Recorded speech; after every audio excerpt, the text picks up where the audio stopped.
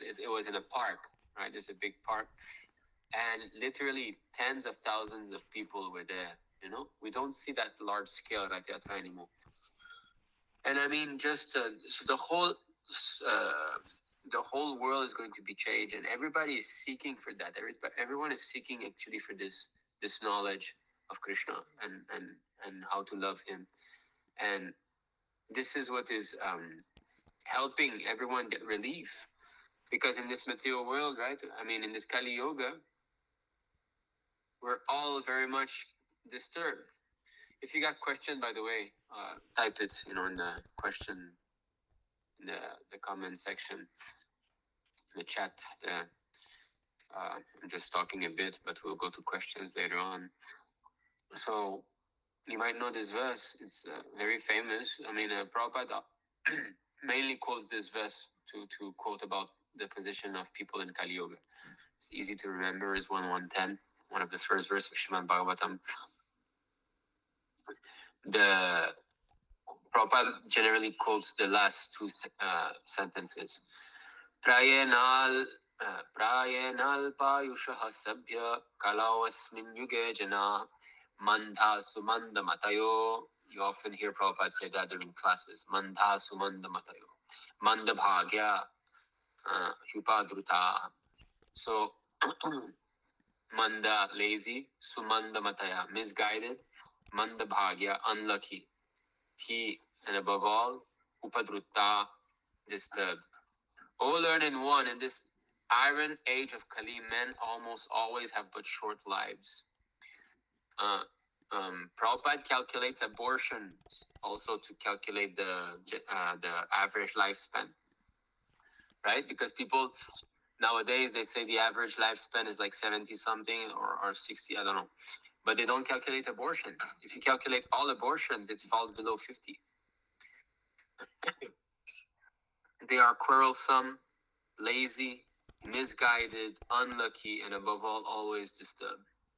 So that's the general scene that we're seeing now in this Kali Yuga.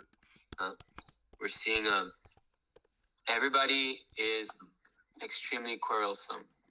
For a little thing is going to spark a huge fight. We're very lazy. People are, what is this television thing? You just sit down on your couch, hours and hours, just watching stuff and watching the screen. You go outside and you see everybody stuck and looking at their phone. It's the mode of ignorance. All this technology is the mode of ignorance. It's killing human life. The world is there outside, so beautiful, mountains and lakes and all, and people are stuck looking at the 5-inch screen. And they're misguided. Who is guiding properly? People accept some famous personalities, some politicians or whatever as a guide, some philosopher, you name it. Like before I started my Krishna consciousness, I was reading some books of some scientists. I read like one book of Stephen Hawking. I read some philosophy book of like Socrates, I think it was. So science and philosophy, I was attracted a bit to that. So I would read these things, and it was fun in the sense that you have some mental gratification, mental speculation. It's a bit like people who like to do gymnastic. They like that for the physical body. Well, all this philosophy is gymnastic for the mind. So I sort of like that, but there was no real change. So that's what's really different about our movement, is that it changes people. It changes the devotee's heart. People that actually take to this movement change, and that's what is surprising. Because yesterday, that Indian man that has the land that he wants to donate to us, he came to me and he said, "It's very surprising, that you are all so dedicated." He said, "Did you all grow into this movement and all?" So of course, I was born. My parents were in ISKCON, but I said, look, it's like all of us, it doesn't matter we're born or not, we can change. So they're surprised, and why is that? Because the power that a pure devotee has is unimaginable. It's something very astounding that how you can change some drug addicted hippies, and a year later they wake up at 4 a.m. in the morning. You know, they've given up the four pillars of sinful life. They are mad after God, right? In France, when the movement started, Jani Prabhu is here. In France, when the movement started, uh, the devotees were known as the fous de Dieu, les fous de Dieu, which means those the people who are mad, you know, who are crazy after God, you know. So, so how is it that people change so much? And that's the test. You see, there's so many swamis and yogis and people like that outside, but who is capable of changing a person from iron to gold? So from low class qualities to Brahmanical qualities. Hare Krishna. That's the test. Hare Krishna. Jai Shri Prabhupada. Yes. So How are you doing, this is the Guruji? yes, doing well, Lokesh Prabhu. Where are you from? I am from India, Yes. Where in India? in Mumbai. Mumbai. Do you know some of our devotees that are in Mumbai also? Yeah, no, I have started to learn about Krishna recently. Okay. Are you in our group, Vaishnava Sangha? No, I'm not. So how did you get the invitation? One of my friend is in your group, so he sent me the invitation link. Okay, okay. So have you started reading Prabhupada's books? Yeah, no, I have buy it but not started yet. I have started to read Bhagavad Gita. As it is? Yes, as it is.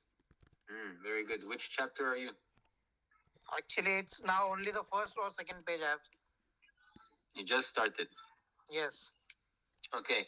So you see in the chat section, Sami Prabhu has put the link to join the group, so you can join. Huh? So okay, so we'll be discussing a bit like the ABC of the philosophy today, or maybe if anyone has got some question, we can discuss. Do you have any question, Lokesh? No, not right now, but if I'll have any queries, I'll ask it to you. Yeah. So please, during the talk, you can raise your hand. You know, there's a button there that says raise hand, and we Yeah, can yeah, see. sure, sure. Okay, thank you for joining. Okay, I see that Harshit Prabhu has got a question. So yes, Harshit Prabhu, you can unmute yourself or you can type. Hare Krishna Prabhuji, please accept my humble obeisances. Andavat Pranam. All grace to Shri Thank you, Prabhupada. Prabhuji. So Prabhuji, so the thing is that Chaitanya Charitamrita it is written like consciousness of the cook enters the food, and so, but actually like some of the people like are not able to feel it. So how they will be able to feel it? Like so they stop eating other sands and they start eating prasadam. Yeah, so that's why there's no question of feel or no feel, is you must do. Because realizing, feeling it, like you're saying, you must be advanced spiritually in order to see that. I Yes, think some of it. actually, when I will explain you how I was able to feel it practically. I was running in like Venus Dasha when I was like in 20 years old. I became overly spiritual minded. So when I was eating like outside food or like someone else food, I was able to feel the change in mentality. But as soon as like I had a fall down and this completely got removed. So I think we have to become spiritual in order to feel that change. I think that Yeah. otherwise this will happen. This will happen. No, Well, doesn't matter if you feel it or not. to become spiritual means what? Means to see through Shastra. We have to see through the eyes of knowledge, you know, and by, of course, the Lord will give realization, but we have to understand through Shastra. Then you know. Not so. Shastra says that we become agitated and this and that, so you can see.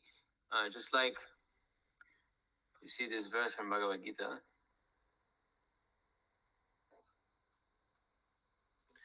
So this is 15:10.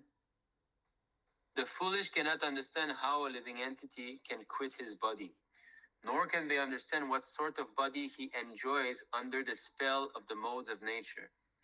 But one whose eyes are trained in knowledge can see all this. See? So, to understand how the modes are working, it's not something easy. But if we train ourselves by reading Prabhupada books and by purifying our senses, then we'll start to notice these things. We'll go to the purport, but I'd like to repeat a bit an example that I gave in previous talks. Is just like if you have a white cloth and you shoot some red on it, red ink, immediately you spot it. It's easy. But if your cloth is multicolor, so many different, colors on it, and you shoot some red ink or blue ink, you cannot really see. So similarly, when the mind starts to become purified, the mind and the senses, right? The senses are grouped upon the mind. When the mind and the senses start to become purified, the agitation of the modes start to dwindle and it starts to become more peaceful. In this way, when there's agitation, there's some contamination that enters the mind due to passion or ignorance, immediately one will localize. Oh, that's the mode of passion. I understand now. My intelligence is not fixed. I'm agitated. I feel unsteady. Or I feel like I want to be, overly talking or like that, right? So then we can understand when the contamination comes. So unless one becomes purified and is trained to see these things through Prabhupada books, it's not possible. So therefore, in the beginning, there's no question of arguing that, oh, I cannot feel, so why should I not know? Disciple means discipline. There's no question of being a disciple without discipline. So therefore, Prabhupada, he did not tell his disciple, okay, you stop eating outside food when you start to feel it, feel that it's bad. He said you don't eat outside food, that's all. That you feel or don't feel. Because through knowledge, to understand these things, that's not the way that we do. We do bhakti, and then jnana vairagya will come. Jnana means knowledge, vairagya means renunciation. Not that we try through understanding that it's gonna, Prabhupada said, if you try to understand that sex life is horrible, it's gonna take you 10,000 years. So it's not that let me understand. There's many verses like that, right? Like the body is full of stool, so much blood and this and that. Okay, you can even see pictures. You can go on YouTube and see a video of a surgery. I saw a video some couple of years ago, actually more than that, of autopsy. Autopsy. They opened the dead body. It was a woman, the body of a dead woman, and I saw the autopsy. The way this opened is just like a zipper. Everything just open up, and then I saw everything. I was like, whoa, this is disgusting. All the bones and the blood and whatever is in the stomach. But then you go outside, you see the same body covered with nice skin. The girl is walking, and you're like, oh, right? So through jnana, forget it. Trying to understand that the body of a woman is disgusting, that's not gonna happen. It's not like that we do it. It's through bhakti that the Lord will give us these realizations. So it's the same thing with food. By engaging in devotional service, jnana, vairagya are automatically going to be following. Because jnana, vairagya is important for devotional service, but if we artificially do vairagya, it's called markata vairagya, monkey renunciation. It's not real. It's temporary. Concerning this, this is jnana yoga. Wait.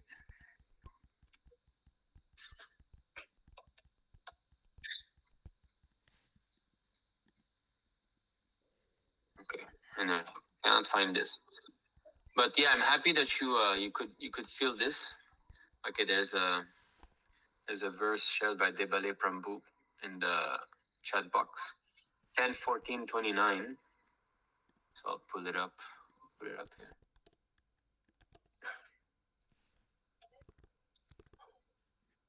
(10:14:29). Bhagavatam.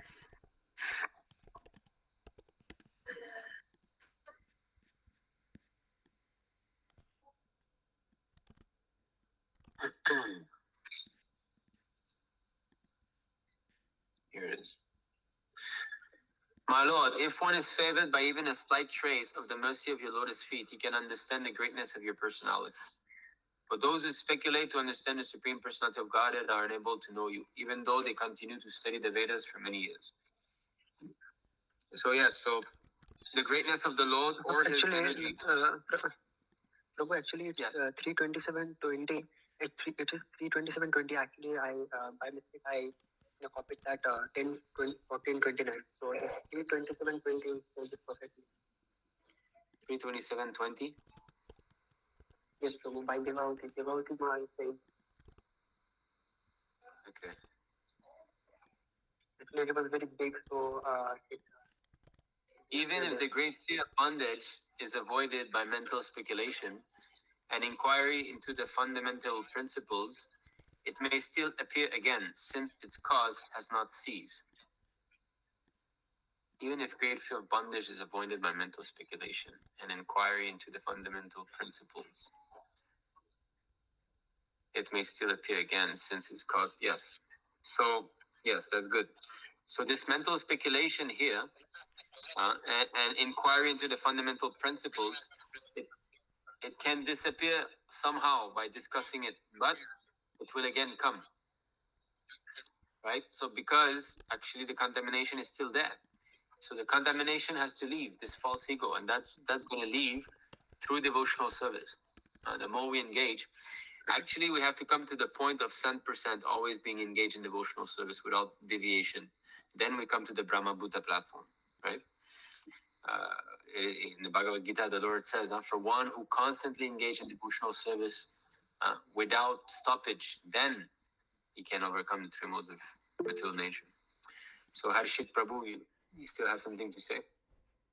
Yes, Prabhu, this verse is actually very right. Like in Indian families, like whenever there is like a spiritual problem, they mentally speculate and try to ignore it, but it actually doesn't go away. They still exist. Yeah, this is called Markata Vairagya. Just like when there's death in the family, right? So the family members, they meet and they have the ceremony and all, and then they discuss, oh, this life is temporary. Just see, he had a beautiful family. Yeah, they will say he had beautiful family and all, and now he's dead and so on. But then again, they go back and do the same thing. They again become entangled into material activities. So this false renunciation is not going to help us. And many neophyte devotee make this mistake of falsely renouncing things.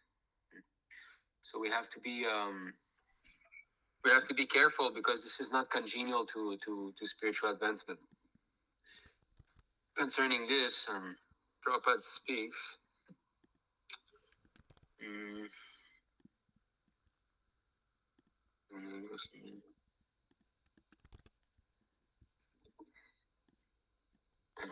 I cannot find this verse, but he speaks of Markata Vairagya, the renunciation of the monkey. Because the monkey, they appear very austere. They're not wearing clothes. They're eating only fruits and roots. But then they have a lot of sex. They keep many female monkeys there for sex.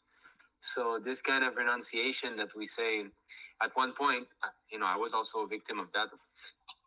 At one point, I remember I was sitting with Sunagopa Prabhu, and we were in Singapore. We were all the devotees together. We were having a program outside, and there was so much nice prasadam that was there. So I sat down and I was like, "Whoa, how to control the tongue with all this food?" I said like that, And Sunagopa Prabhu told me that, he said, this is false renunciation. He said, now you say like that, but after, when you're alone, you eat all nonsense.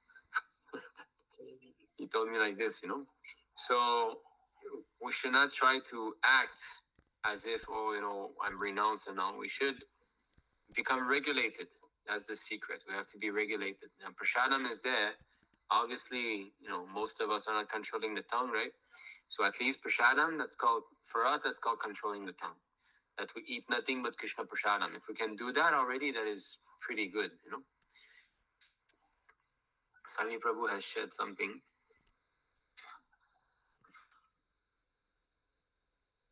Okay, Okay, wait. First, the Balainandi shed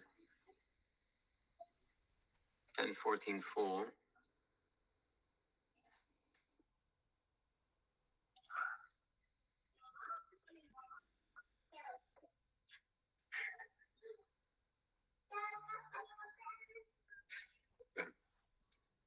Here it is.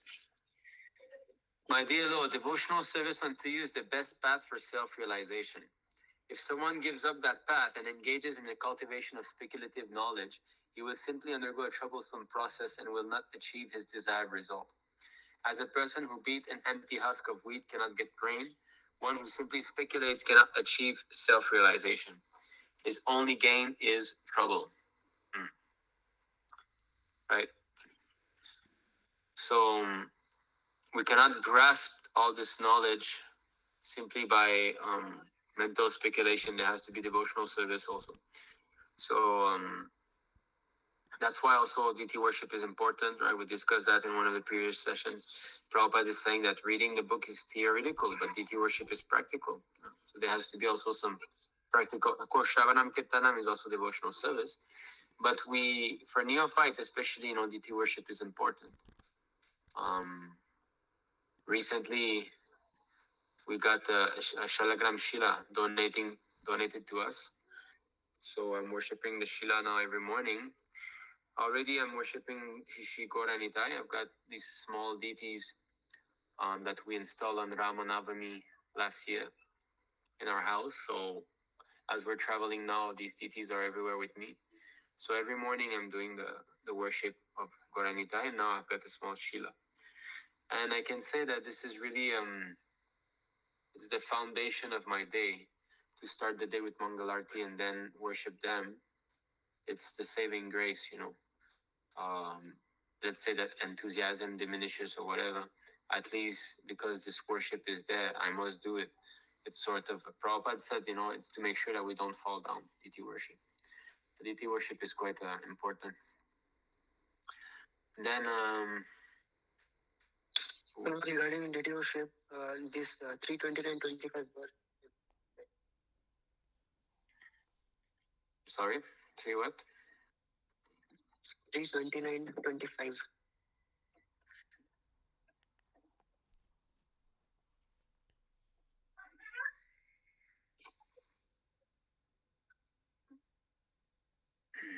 Yes, but then, so performing his prescribed duties, one should worship the deity of the Supreme Personality of Godhead until one realizes my presence in his own heart and in the hearts of other living entities as well. Yeah. But you see, even pure devotees, they continue deity worship, just like Sanatan Goswami. He was worshipping the deity. Srila Prabhupada, he had his Radha Krishna deity. So it's very important. Even the pure devotee, they worship the deity. So what to speak of us? It regulates our senses. It forces us to have a schedule, because deity offering means it must be regular at a specific time, like that. So it's really what regulates our whole thing. It's easier, let's say, with deities. Okay. Okay, there's a lot of. Okay, so Sami Prabhu has shared. I'll just read it here in the comment section. Monkeys consider themselves renunciants, but actually they are very busy enjoying sense gratification with dozens of female monkeys. Such renunciation is called Markata Vairagya, the renunciation of a monkey.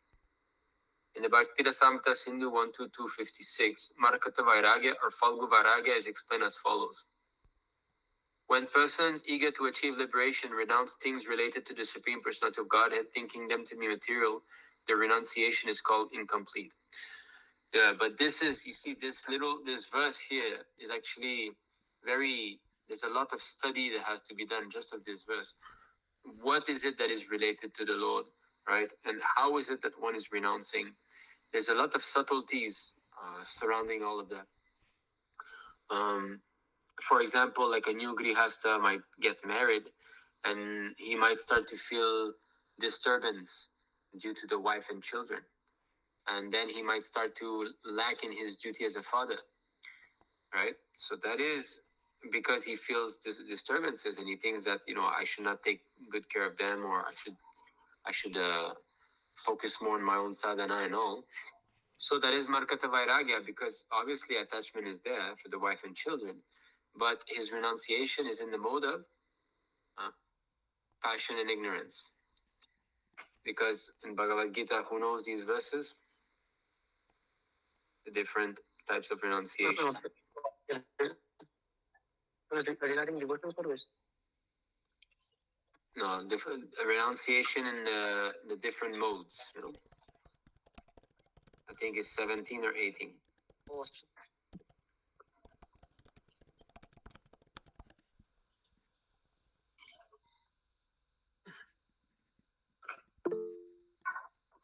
18:7.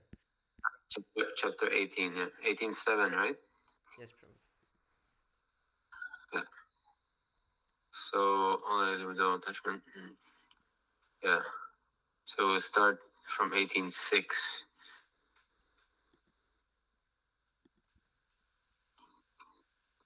So the Lord says, this is 18:6, chapter Bhagavad Gita, chapter 18 text says, all these activities should be performed without attachment or any expectation of result. They should be performed as a matter of duty, O son of Prita. That is my final opinion. So whatever duties that we have, just like a father has got some duties towards the wife and the children, he has to earn income and so on. So they should be performed. Even, interactions with the family member, the wife and children, it has to be done. But it has to be done without attachment and an expectation of result. That's called complete detachment. And then if there's no expectation of result, then what is the motivation? Well, here it says they should be done as a performance matter of duty. In other words, Krishna is asking, so therefore to please Krishna, that's the motivation behind all of this. But if one renounces such prescribed duties, should never be renounced. If one gives up his prescribed duties because of illusion, such renunciation is said to be in the mode of ignorance. And then troublesome. Anyone who gives up prescribed duty as troublesome or out of fear of bodily discomfort is said to have renounced in the mode of passion. Such action never leads to the elevation of renunciation. So to not do something that is related to Krishna consciousness, just because it is troublesome or out of fear, that's not congenial to spiritual advancement, because this is not real renunciation. And sometimes,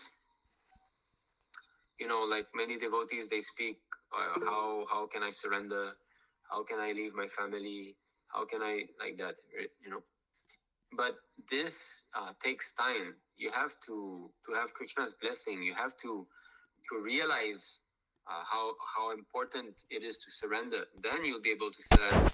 Simply like, oh, my family member are disturbing me and all, I have to go away. That's not actually the real way that one has to surrender. And Chaitanya Mahaprabhu spoke about that. Madhya 11.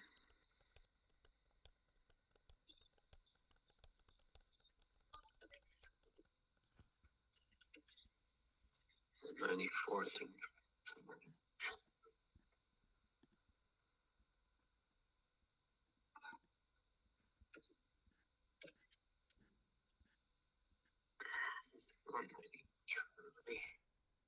Okay. So this is very interesting for those who wish to become full-time. You have to read this, So,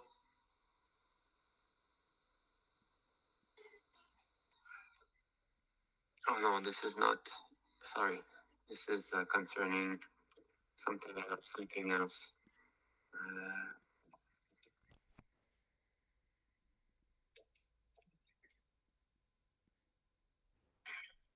16 to 35. 9464. This is 9465. No. Chapter 16, verse 235. So, Madhya Lila, chapter 16. 35.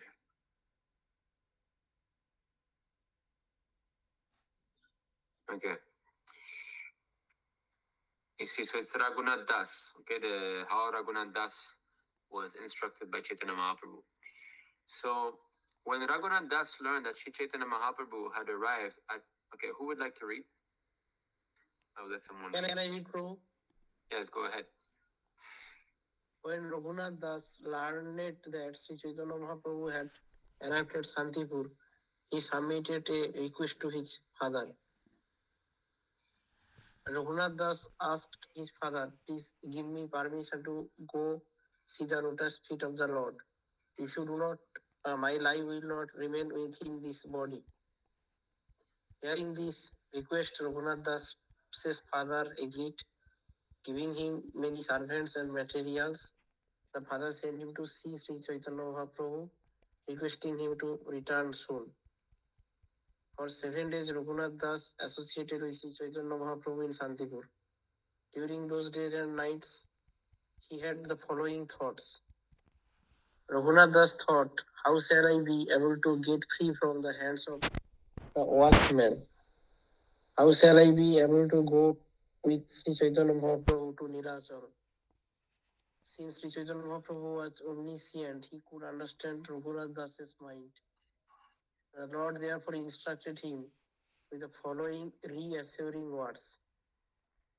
Be patient and return home. Don't be crazy fellow.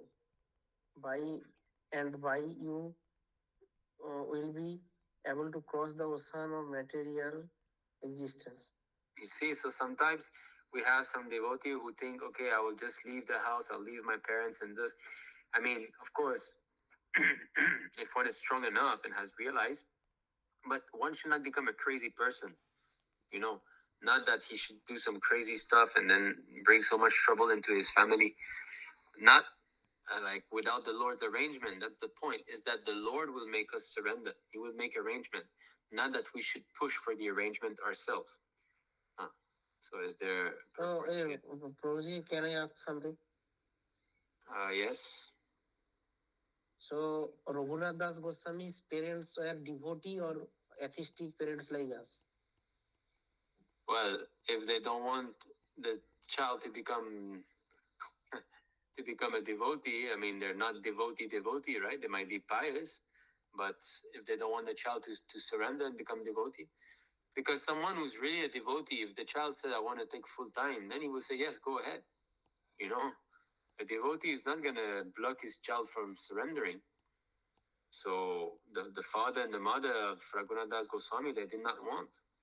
They did not want that this my son surrenders, and they wanted him to become a householder, right? And be married and this and that. But obviously in India, the standard of family, there are very pious families that are there. But piety doesn't mean necessarily devotees, so they're not devotees, from strictly speaking. So by and by, so Chaitanya Mahaprabhu said, be patient, return home, don't be a crazy fella. By and by, you will be able to cross the ocean of material existence. So this is important, by and by. It's something that is gradual. If all of a sudden, oh, I want to surrender, I want to go, and it's artificial, and one leaves his material position or whatever, and he's not actually renounced, he's still attached to the family member or whatever, then that is false renunciation. You can continue reading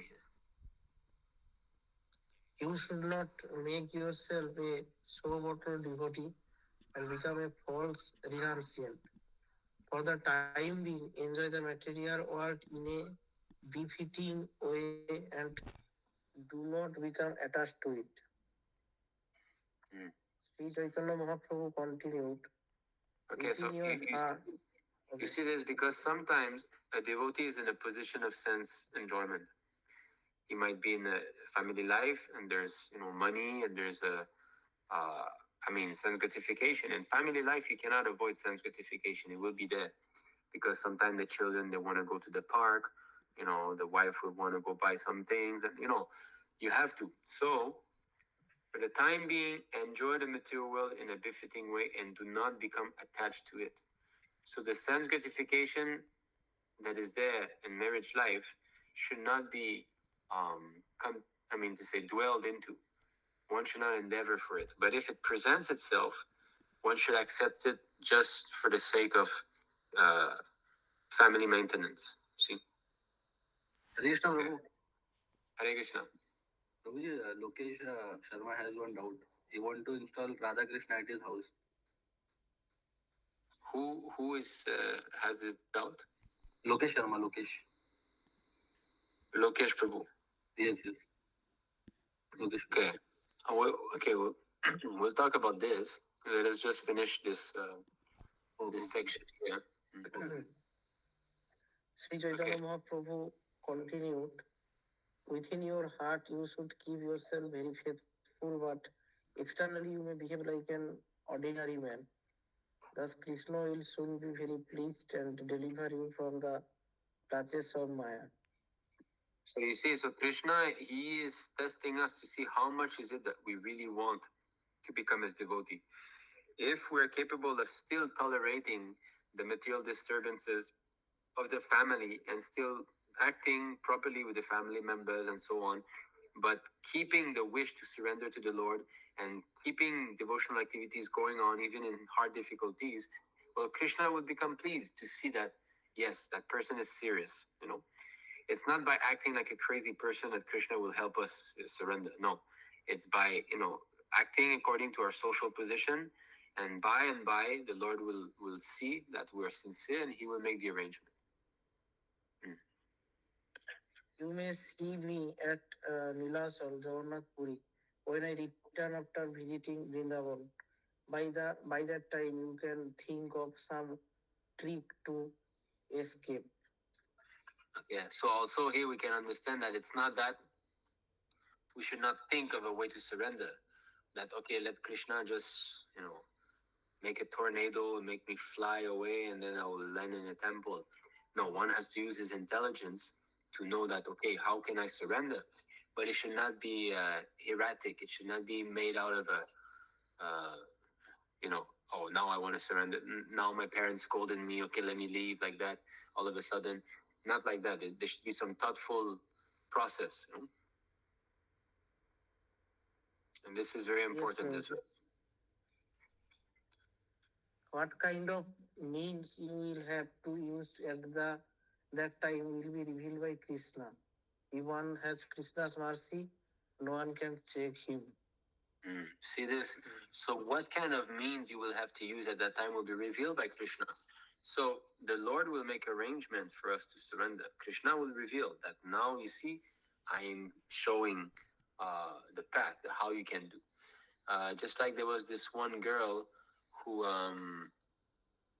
one young Mataji, it's there in the recorded videos. Her mother has got like short hair and she's being interviewed and her daughter is next to her. And then Prabhupada leaves and then the young Mataji bows down on the concrete. Anyway, so in the following Prabhupada series, that Mataji, who is rewatching this with the devotee and speaking about the event, says that at that time, I wanted to join full time, but I did not know how I could tell my mother. So then my mother said, when I was your age, 18, I left home. So if you want to leave, it's okay. So then the young Mataji said, aha, Krishna is helping. So you see, so the Lord will make arrangement like that to help us surrender and become full time. But He wants to test our sincerity. It's not that one just leaves. At one point, there was also one girl who, I think, or two girls maybe, that left. They left home and they wanted to join full time. And then their father complained to Prabhupada that these girls are so young and so on, and so Prabhupada said, okay, just go back home, go to your father, listen to your father. You just chant and read at home like that. He said, don't worry. So Prabhupada also did not want some crazy occurrence and so much disturbance to be happening. It has to be done under the proper guidance of the spiritual master. Then renunciation is bona fide. If it's done due to my discomfort in my family life and so on, that's not proper. Just like sometimes some devotees, they want to become full-time. Oh, I want to leave this country. I want to move with my family and become full-time. And so Nagopa Prabhu will say, no, you stay where you are. It's not that anybody can, because they might say, I want to become full-time, but they say that simply because they're suffering in family life. But Krishna consciousness is not about the situation that you're in. It's about here. It's all about the mental state. Like the more one is advanced spiritually, he will be able to feel bliss in very hard situations. So, Prabhuji, can I ask something? Yes, Sarup Prabhu. If some very teenager type of person, like 12 year or 13 years old, I don't want to go to this materialistic education or school. So what I can instruct him or her? Well, you see, there's no way for them to not go. How can they not go? They're 12, they're 13, they're controlled by their parents. Right? So how they cannot go? Prabhuji, this education is bogus, right? This materialistic education is bogus. No doubt that is bogus, but how much? You see, first of all, they're so young.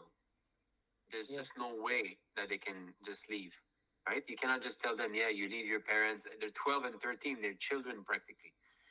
Yes, so you instruct them that never mind.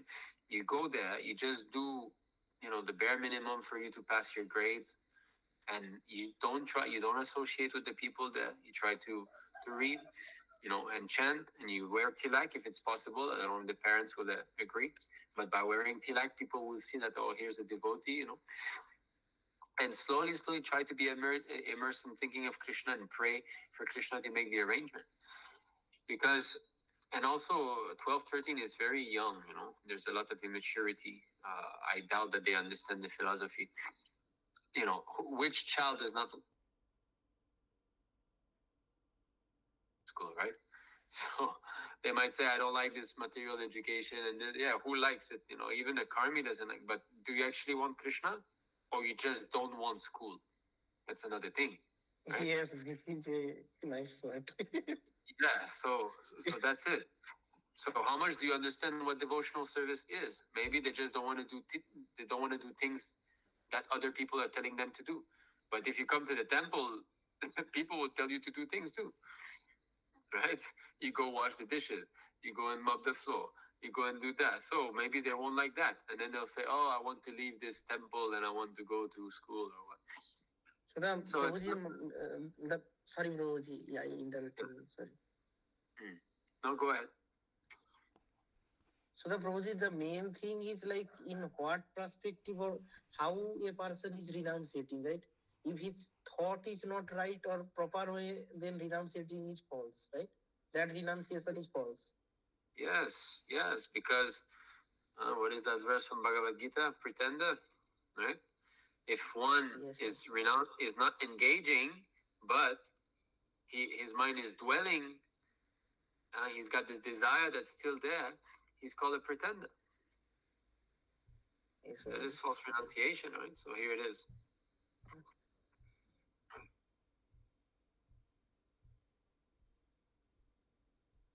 It's 3:6, Bhagavad Gita 3:6. Oops. What happened? Okay, sorry.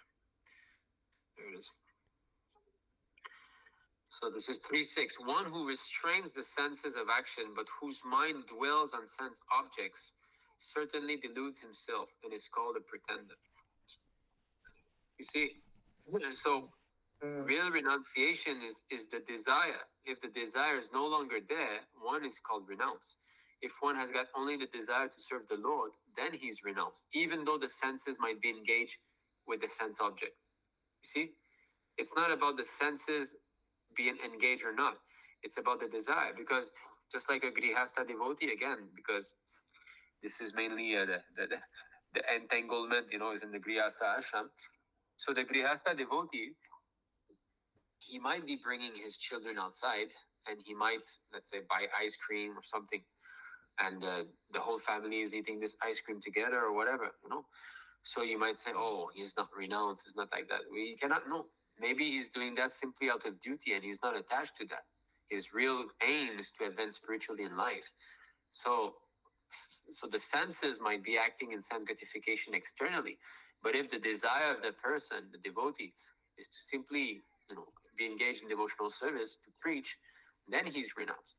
But someone who might be living in the temple full time, no family obligations, but maybe his mind is always thinking of watching some Bollywood movie or he's thinking about some girls or things like that, then he's simply pretending, right?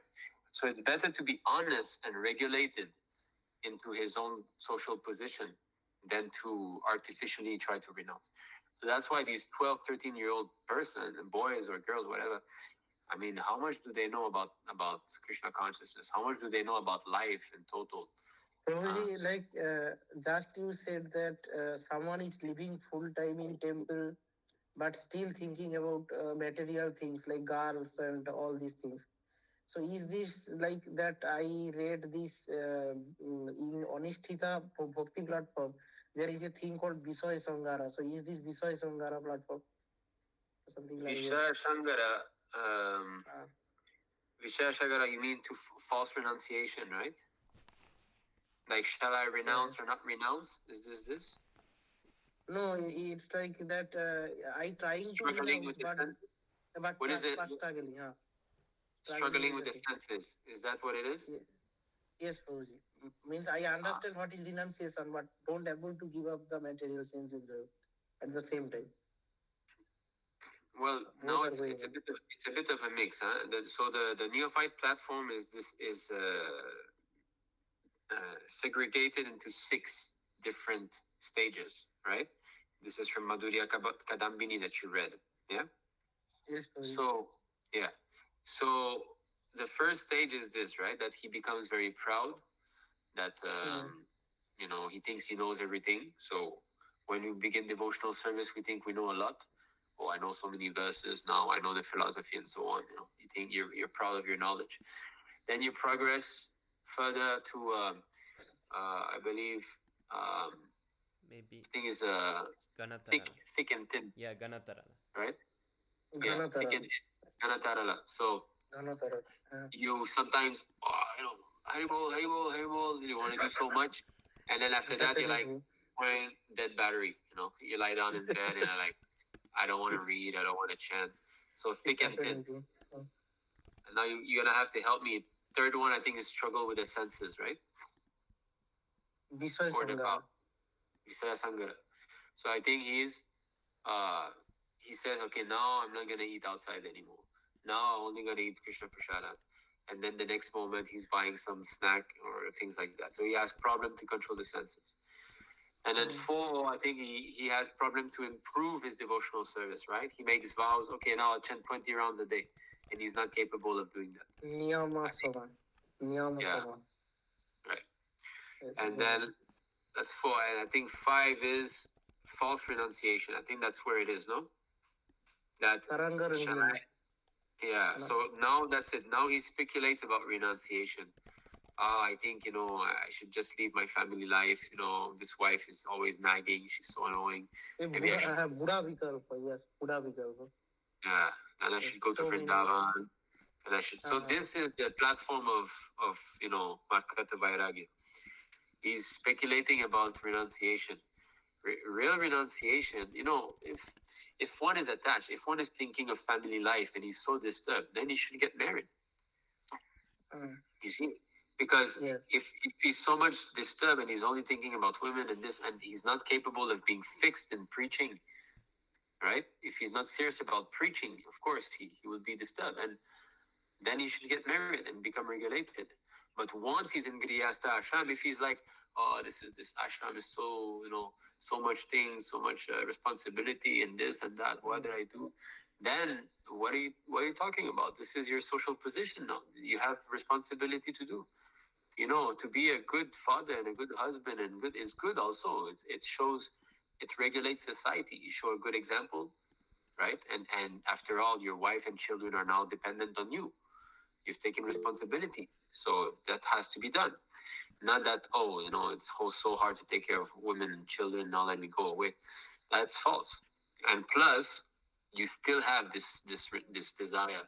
So if you leave your wife, you fall down. That's I read that into the Puranjana story, in the I don't think I have saved that. Prabhupada says if you leave one who leaves his religiously married wife falls down. You see, so that's very important, because if you have married your wife, you've taken vow and how to protect her and so on, and you leave her out of this because maybe she's got some qualities that you don't like, or just because Grihastha Ashram is a struggle in itself, you're leaving, but you're not leaving your desire for sex or women or the whole aspect of family life. You're not leaving that. And therefore, what are you going to do? You're going to fall down. You're going to go to some other women, and you're going to, so same thing with Arjuna. Arjuna was saying in the beginning, Krishna, I cannot fight. I shall not fight. I will enter the forest. Better to, what is it? Let them kill me unarmed and this and that. So Arjuna wanted to go to the forest. But what would have happened? In the forest, his mind would have just been dwelling on the battlefield and thinking of how Duryodhana insulted him and this and that. He would not have been able to be a renunciant. It would not have been possible. Right? So it's called false renunciation. So Prabhupada said, when you renounce your prescribed duty falsely, you degenerate, you degrade. And the good example are the hippies, Prabhupada says. Their prescribed duty was to be good, obedient son of society and go to school and get their whatever the degree and work and be part of the American economy. That's their social position. So they renounced that, but they didn't have anything else higher to surrender to. So what happened? They became drug addict. They became sex mongers, much worse than their parents, actually. Even though their parents were gross materialists, at least there was some sort of regulations that was there. They were married, they had their job. There was some order in their lives. But hippies, like sleeping on the grass, having sex with, different women every day and doing drugs, is complete destruction of human civilization. So, yes. Okay. Where were we now? I think there's like a purport that we did not read.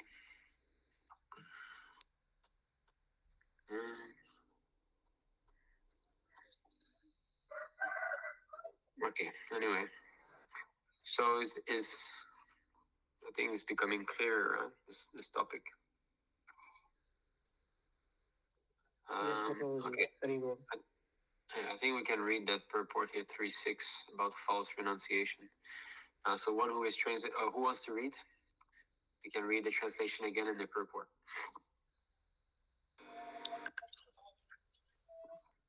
There are many pretenders who refuse to work in Krishna consciousness but make a show of meditation while actually dwelling within the mind upon sense enjoyment. Such pretenders may also speak of dry philosophy in order to bluff sophisticated followers. But according to this verse, these are the greatest cheaters. For self-enjoyment, one can act in any capacity of the social order. But if one follows the rules and regulation of his particular status, he can make gradual progress in purifying his existence.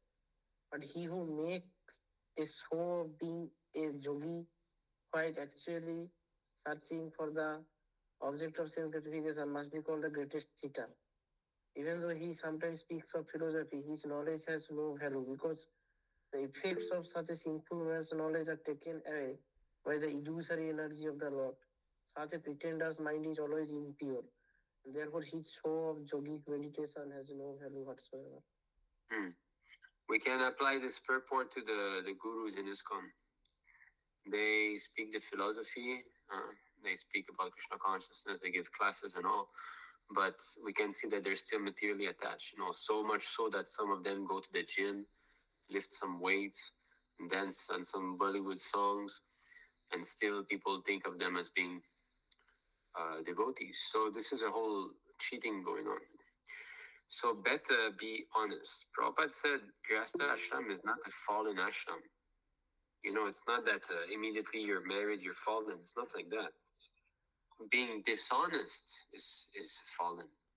If you're dishonest brahmachari, you're fallen. If you're dishonest sannyas, you're fallen. See, so Grihastha ashram, and although it's dangerous because yes, you're associating with women every day and children, it's still the safest ashram because this is the ashram that protects you. It gives you your sense gratification in those, and this way you slowly make progress. Whereas if you're brahmachari and you break your vow, that is a big thing. Yes. Or if you're sannyasi and you break your Yes, vow, Prabhuji, like, but can I ask something? yes. Like if nowadays, like what I am seeing, that there are many families. Women's actually tortures like husbands. This is true. There are so many papta women, and they are like my family, near my family. Hare There are Krishna, many Lokesh Prabhu, yeah, please mute yourself when you speak. Thank you. Okay, Suraj Prabhu, continue. Is I am talking about actually abusive wife, Prabhuji. So it's quite possible because I am like my near my house there is a family, like the wife of that husband is very much abusive, like day and night she is abusing her husband. I saw that. Yes.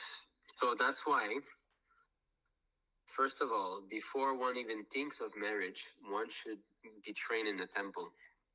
At least he should have some brahmachari training. That's going to help him a lot. Second, he should not choose his wife by himself. He should seek the help of senior Vaishnavas, who will give recommendation like that. Because if he chooses by himself without consulting senior devotee, he might make a mistake and choose only out of lust. Oh, this girl is beautiful. I want to marry her. Prabhupada said you should not judge on whether the girl or the man is beautiful. No, that's not. You should see the chastity. The chastity of a woman. Is she shy? Shyness is very important. Is she shy or she's talking to every man and she's laughing with every man and like that? You have to stay away from such women. The shyness is very good. You have to look at their parents. How is the mother dealing with the father? Because that's the example that she had in her childhood. If you see that her mother is very quiet, very chaste, very nice, serving the husband nicely, then you know that this is the example she grew up with. So yes, she could be a good wife. You have to see also, does she talk a lot? You have to study the character. It's not that all of a sudden, oh, she's got beautiful eyes. Okay, I'll marry her. Then you'll be you'll suffer a lot because it's true that chaste women are getting more and more rare, especially in the West. To find a chaste woman in the West, it's very, very tough. So that's why, if some of you think of marriage, unfortunately, sorry, Prabhuji. Yeah.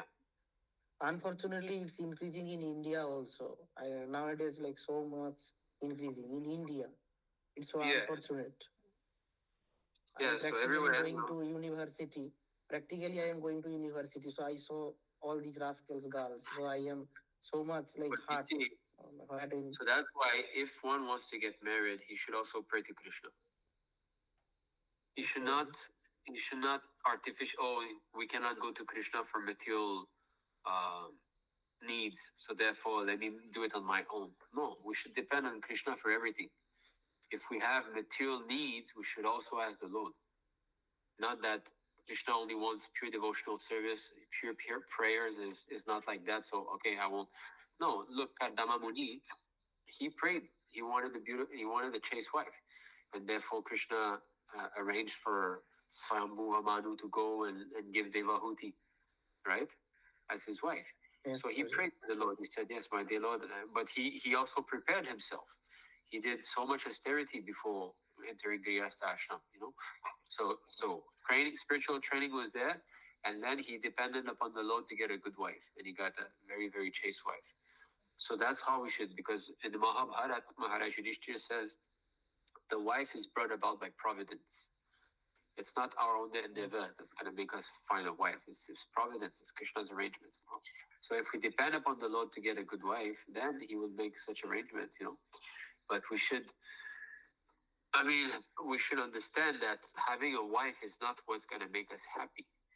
Grihastha ashram is not what's going to make us happy. It's the devotional service performed in the ashram that's going to make us happy. You see? But because we have got Yes. some itchiness sensation, we are desiring this family life, then there is some appease, like, what can I say? There's some, it's just like a child who wants some candy. Okay, you give the candy and you give some medicine at the same time, you know. So the candy, okay, you're getting your little sense gratification, enjoying life with the children and all. But at the same time, you continue your progress in spiritual life. Right? So we should not be puffed up that I'm not attached to family life. I'm not, no, if you're attached and if you want it, then okay, you do it, but in a regulated manner. Don't be too attached because that's the danger. When one becomes too comfortable, too attached to the wife and children, then it is very hard to advance spiritually, you know. So one has to understand also that it's not the wife who's going to make one happy. It's not the children that are going to make one happy. Ultimately, it's Krishna. But uh, Krishna is giving us a license for sense gratification to enjoy life with wife and children like that. So, yeah, you see, but So Prabhuji, definitely, like if sorry, Prabhuji, continue please. definitely one should be trained up before entering the ashram. That's what I mean. So, what did you want to say? Yes, Prabhuji, like that means like if I will enter in Grihastha ashram in future, so if I like try to pray to Krishna, then Krishna will send some good wife. I can believe that. Well, the thing is this: is that if you pray to Krishna, he will send you what you need, right? He knows what's best for you. So if I mean, if it's Krishna who sends the wife, then she's the perfect wife for us, is it not? Right? Yes, that's absolutely. But at the same time, maybe Krishna will make sure that there's some things in your wife that you will not like, so that you don't become too attached, isn't it? So the Lord knows. If he sends the wife, and let's say he sends the wife, and the wife is perfect in all respect, then how are you going to become detached one day? You'll never become detached, right? If she's so pretty, so chaste, so this, so that, how are you going to become detached? So there must be, you know, like Prabhupada, his wife liked tea, so she didn't want to give up tea. But Prabhupada praised his wife, saying that yes, she was very chaste, she was doing everything nicely, but there was some little thing that Prabhupada disliked, you know, and therefore he said, I never liked my wife. So it's not that liking, you know, Krishna knows what's best. If we depend upon him to get the wife, he will do what is best for us. That's all. We should not try to dictate like Krishna. I want a brown hair, you know, 5 feet, and not like that. You know, he will send the wife for us. Okay, so I think we will go in the comment section. Start to read some of the comments. Thank you, Sorry. Prabhuji. Hare Krishna. Okay. Oops. Varun Prabhu is saying, Hare Krishna Prabhuji, every year in India, 10 to 15 lakh minor girls become pregnant on Valentine's Day. What's your view and what Shastras say about this problem? Well, that's why girls should be married very early. We've done a whole series on that. I don't know if someone can go and find those this link. It's called the Sri Dharma series. So we've done 3 episodes on that, 3 hours each. And everything is explained there. Why girls should be married very early, around, 10, 11, or 12 years old. It doesn't mean that they move to the husband's house. They still live in their own house. But like that, when lust arises, then their mind is focusing on one man only. So this is a very big topic.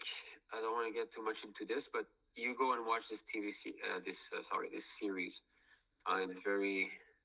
I think I'll just look. I can share it to Prabhu. I'll share it to Prabhu. Yeah, you share now. Can you share now in the chat box? Okay, Prabhu. Maybe just give me 2 minutes. I'll share. Actually, we were planning to upload this video on Spotify soon. Yeah, I'm already looking for it here, so maybe I'll find it. Here discussing Krishna conscious taboos. So how do I do that? What did I do? What happened?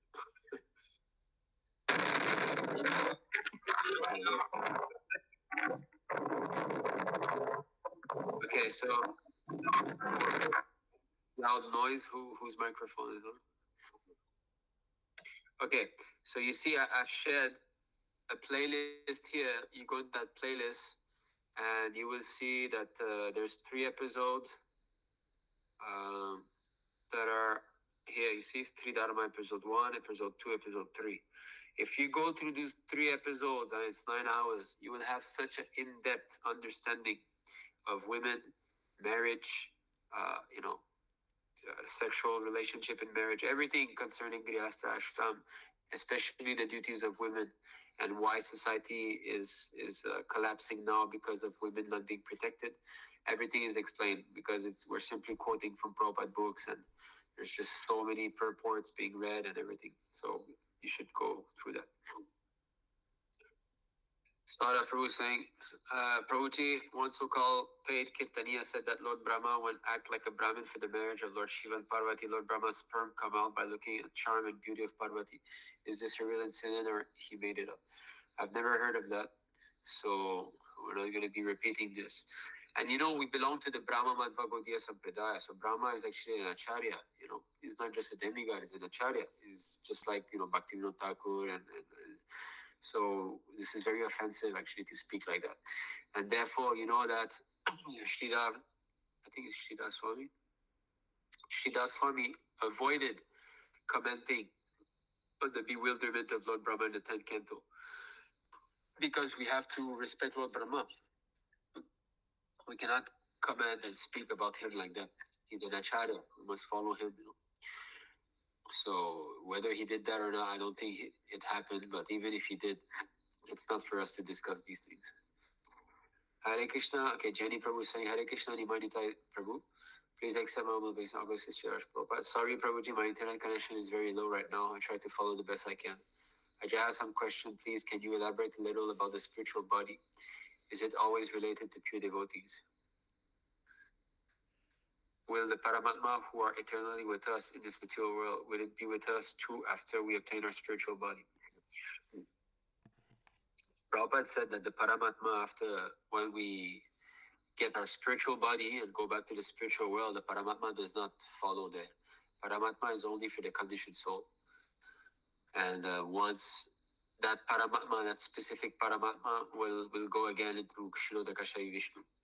Because in the spiritual world, the body itself is the soul, and the Lord is there reciprocating with us face to face. So there's no more question of Paramatma. It's Krishna who directly, Concerning all these questions about spiritual body, how we fell down, and there's actually a good, I don't know if you have this PDF, the Shikshamrita, Sri Prabhupada Shikshamrita.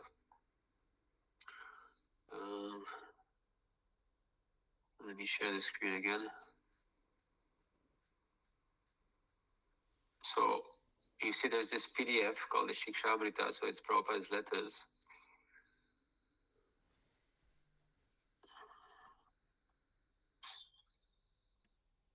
So in this, there is a table of content. Yeah. So where is it? Right here. Actividad Moksha, business, shanty, irrigation, cow protection, devotional service, pre-protection, education, films.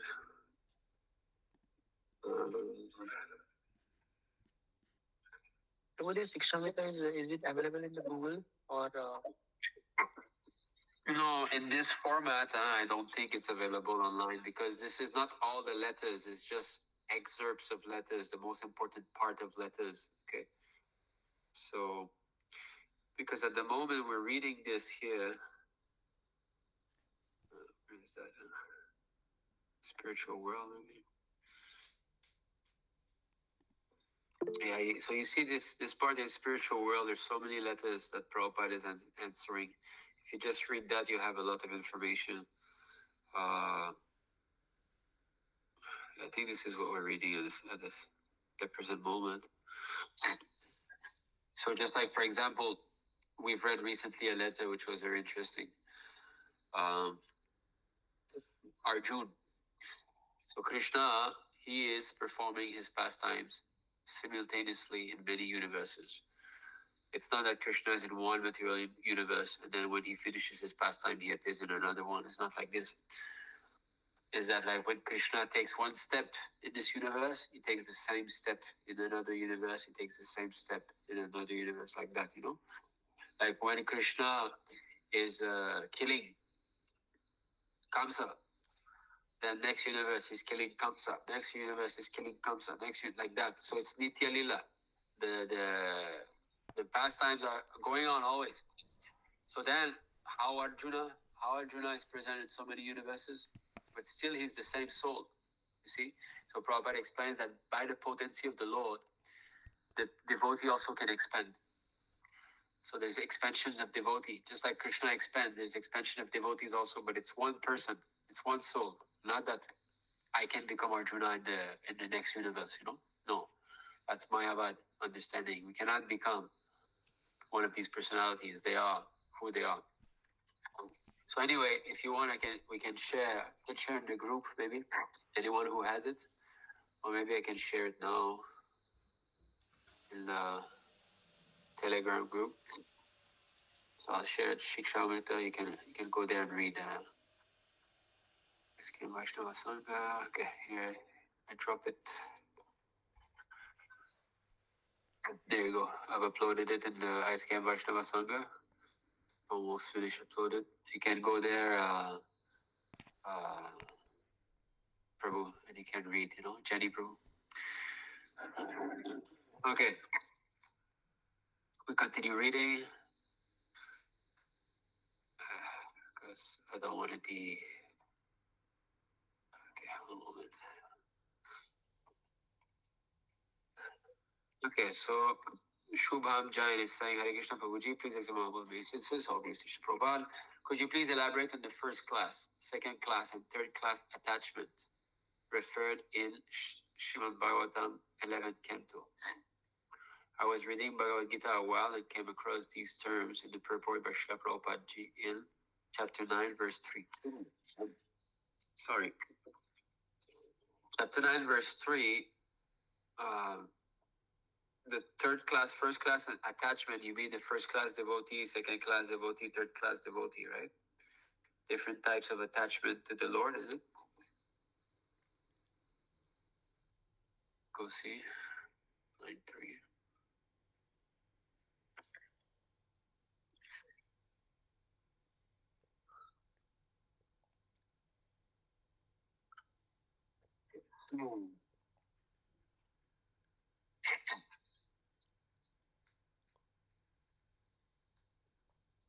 Now, the development of that faith is the process of Krishna consciousness. There are three divisions of Krishna conscious men. In the third class are those who have no faith. Even if they are officially engaged in devotional service, they cannot achieve the highest perfectional stage. Most probably they will slip after some time. So third class means the neophyte devotee. They may become engaged, but because they haven't complete conviction and faith, it is very difficult for them to continue in Krishna consciousness.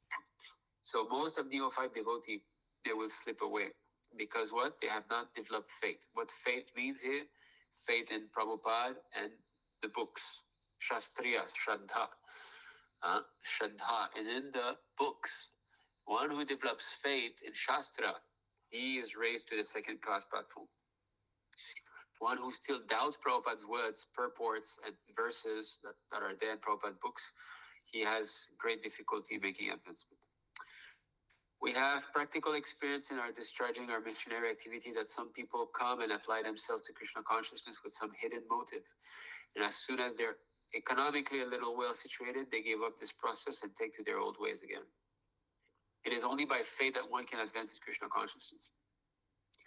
So the division of faith is what classifies a neophyte, an intermediate, and an advanced devotee.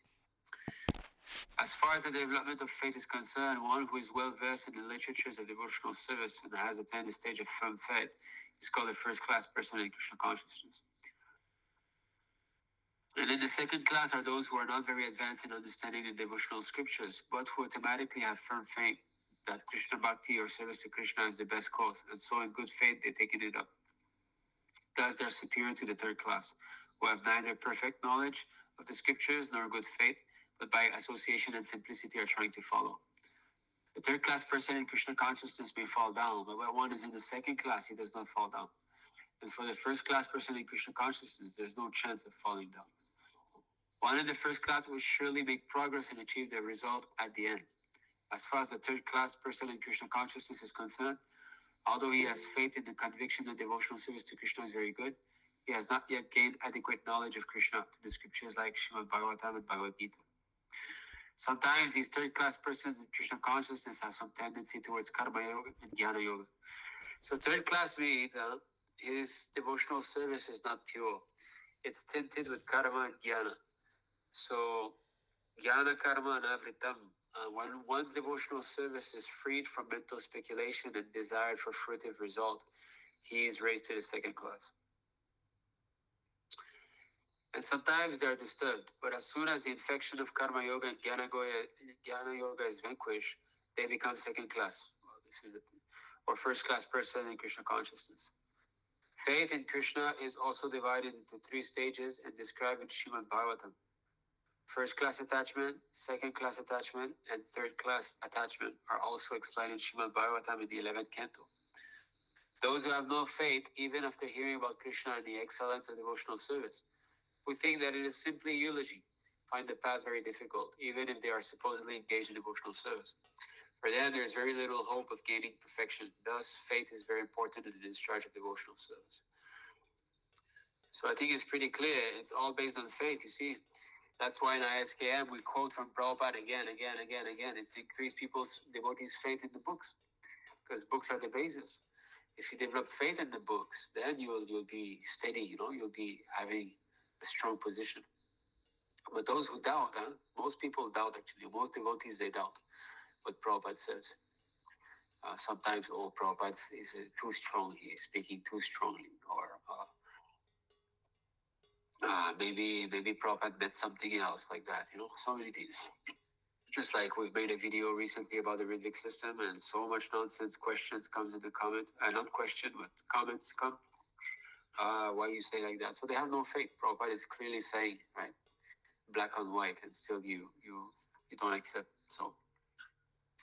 So this topic of 3 classes of devotees, there's a lot of verses concerning that, and it's something that if we want to discuss, we should have one class dedicated for that only, because you see, devotional service is divided into 2 headings. There is spontaneous devotional service, and there is regulated devotional service. So one is Vaidhi Bhakti and one is Raganuga Bhakti. So the classification of a Kanishta, Madhyama, Uttamadhikari in the Vaidhi Bhakti, the regulated devotional service, is based on faith. Okay? All right? So if I have more and more faith, I advance in devotional service in the regulative principles. But for the devotees who are on the Raganuga platform, it's not based on that faith. It's based on the greed.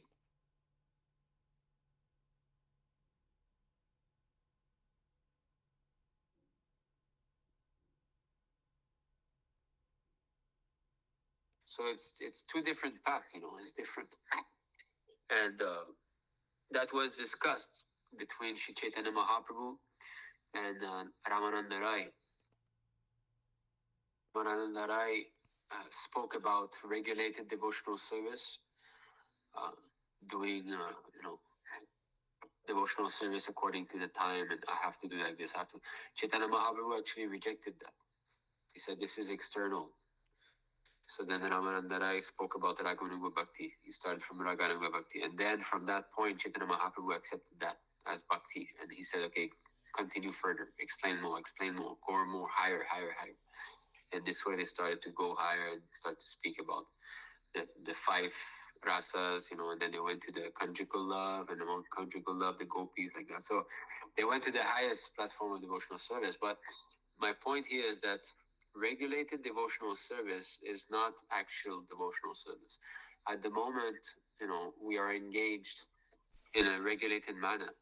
But when we will start to develop real feelings, true feelings for the Lord, that I want to serve Him, let me do something for Him. I'm feeling bliss, I'm feeling happiness in doing this.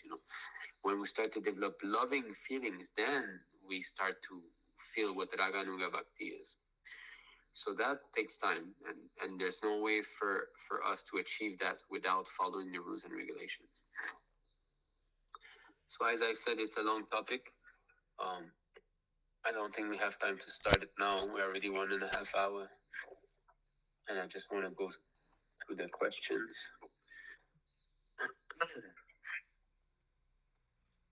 Prabhu, may I ask a question, if possible? Yes, sorry, Prabhu. Prabhu, I was just thinking, first of all, I'm sorry, Prabhu, I should have asked my question earlier, but the thing is, I had my exam, so that's why I joined very late. But so basically, I was just watching a video on Krishna Tube about how the devotees were, at the early times of Prabhupada, maybe like 1968, 69, 70. Yeah. So before you continue, Krishna Tube yes, is a nice YouTube channel. I think devotees should subscribe to Krishna Tube. They find a lot of old videos and all. It's a nice channel. So go on YouTube and type Krishna Tube. The thumbnail is like Krishna, I think, Krishna's face. Okay, continue. Sorry, Prabhu. yes, Prabhu. So then I was just, just watching the devotees and so on. So, so I was just thinking, like, that oftentimes, even I've thought about, Jayapataka Swami, oh my God, such a demon. He did all this. Oh my God, this and that. But then I was actually thinking that if they were actually in the early times, they were very much allowed by Prabhupada, because I saw like Kirtananda Maharaj was also there. And then, so I was just seeing it was all like so genuine and so nice and so beautiful. And then Prabhupada really like loved them and everything.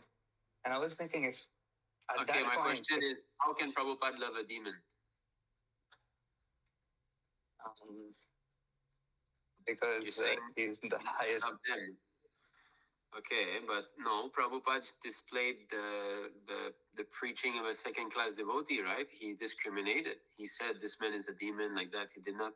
So you're saying Jayapataka Swami and all these gurus, they were there, and Prabhupada did appreciate their service, right? So then, how can we call them demons? It's because now we have to discriminate based on their disservice to Prabhupada right now. Okay, but Prabhupada cannot be initiating some demons. It was their mercy. It was his mercy unto them, right? Because even though he can see the future based on Krishna's will, it was still his mercy unto them. Yeah, actually, the thing is that they are not demons. They are not demons. Demons don't chant Hare Krishna. Demons don't get initiated by pure devotees, Demons are averse to Krishna. Demons, they want to kill Krishna. So now these devotees are fallen and they have developed very strong anarthas. They're contaminated. You see, just like Indra. Indra tried to kill the inhabitants of Vrindavan, right? How sinful is that? He tried to kill Sridhama, Shrimati Radharani, and right, Yashodamai, by drowning Vrindavan. But is Indra a demon? No, he's a devotee. So sometimes devotee who disobey the spiritual master, they will act just like demons. They will become bewildered, But it's something temporary. It's not that they are actual demons. So, what is their position? Only Prabhupada and Krishna know. Only Prabhupada is the one who's going to judge it. Does he want to keep being merciful upon them or not? Only so we don't know. We cannot test Prabhupada. We cannot be and say Prabhupada will reject them or not. We don't know. But us now, for the time being, we have to be very much convinced that they have deviated and that we should not at all associate with these people, and that exposing them is good. It's actually good for them, and it's good for the people in general, and it's good for us. So that much. But actually, they're not demons, because a demon does not chant Hare Krishna. Of course, Prabhupada did say a Shiksha Guru who instructs against the Diksha Guru, he's a rascal, he's a demon. He used that term. But, from Prabhupada books, we understand that a demonic personality is like Kamsa. Kamsa, he just wants to be killing. Of course, now you can say, oh, Kamsa is Jai and Vijay or what and what, but of course, he's representing the demon. You can take any other personality if you want, like, Trinavarta, whatever. Their business is to kill, you know. So they did do some good service, and it's true that Prabhupada was pleased with them. So that what they've done in the past, that cannot be taken away by anyone. Prabhupada was happy with them at one point in time, so that's their great fortune. But now, because of all the blunder that they've done, they will have to suffer, no doubt about it. And there's so many verses that say, if you give up your spiritual master, if you kill him or whatever, you go to hell for such and such. So yes, they will have to be punished like that. But it's a rectification. It's something temporary. Demons, they're here in the material world eternally. Like billions and billions and billions of lifetimes. How many Brahmas they will stay. Krishna says, I cast them into the ocean of material existence, into lower species of life. In this way, they can never approach me. But then, this Kirtanananda and company, they're not this type of demons. They become demonic, we can say, demonic qualities. But we cannot say that they are actual demons. So, do you understand, Prabhu? Yes, Prabhu. Actually, I came to the same conclusion, Prabhu. Like, I was about to say this, but you yourself, explained it very nicely. Before, I remember when I just first saw the Ritik videos and everything, I didn't know anything about Krishna consciousness. I just had some faith in Prabhupada books because I liked reading them. And then when I saw that, so all this was happening, I thought, oh my God, these guys are the worst. But then afterwards, I just realized that my perspective kind of changed. I realized that, if such great, at that time, great devotees, sannyasis can fall down in the presence of physical presence of Prabhupada and just after, then what about such minute rascals like me living in the middle of nowhere? So in that sense, I got very discouraged and very scared. So my question was that, is this first of all a positive realization? I'm not saying that, okay, now we don't have to discriminate. Of course, we do have to discriminate because no one can get the Bhakti Lata Beach by initiation from a bogus spiritual master. But is this kind of no, it's very good. attitude Yes, okay? it's very good. It's very good to think like that. It's a fact. Because if they fell down being with Prabhupada directly, then there's every chance that we fall down. And what to speak of Prabhupada directly? Chaitanya Mahaprabhu, he had a servant. When he toured South India, there was a servant that followed him. That servant, at one point, left Chaitanya Mahaprabhu and went with some bogus yogis, and he was attracted by women and wine. He fell down. He was touring he was with God personally. He was with Chaitanya Mahaprabhu serving him, and he decided to leave him. And in one of those purport, Prabhupada says, Maya is so strong that even if you're serving Chaitanya Mahaprabhu personally, you can fall down. Can you imagine? So when they say, no, Prabhupada say Jayapataka Swami is an associate of Chaitanya Mahaprabhu, that doesn't mean anything to me. You have to see by the result, because from CC we learned that personal associate of Chaitanya Mahaprabhu can also fall down. So whether Prabhupada actually said that or not, that's another thing. But even Jada Bharata,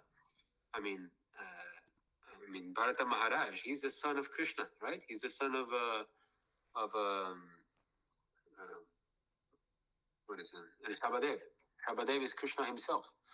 He's Vishnu Tattva, and he fell down. So what to speak?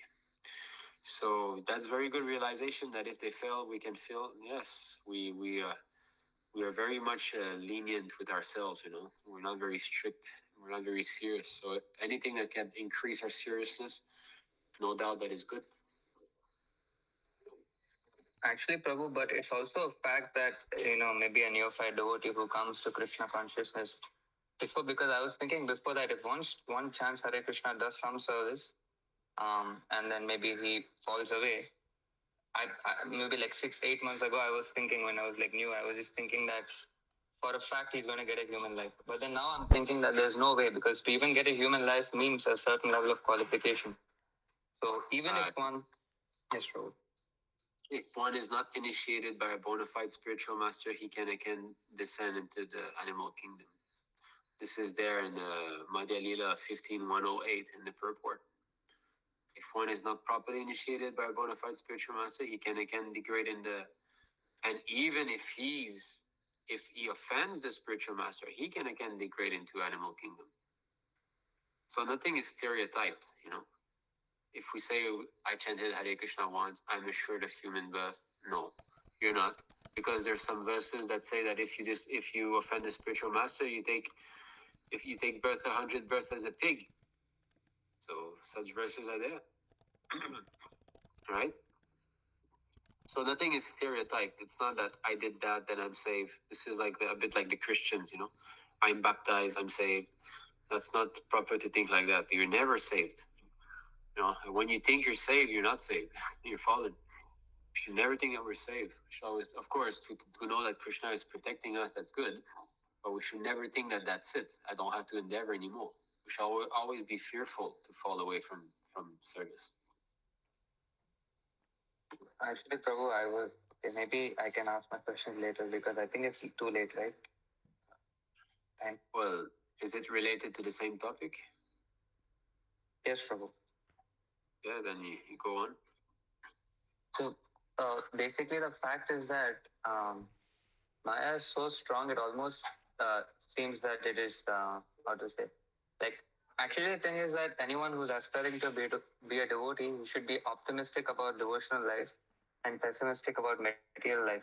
But then sometimes, in some instances, when I see certain things like this, which we just talked before, I kind of feel very pessimistic about both. Like, I feel like there's no chance, it's impossible. Of course, Krishna says, those who surrender unto me, it's very possible. But still, it feels like impossible for me because I'm not surrendered. So what do I do in this matter? No, you see, the thing is, you have to be associating with devotees who are convinced that they're properly situated.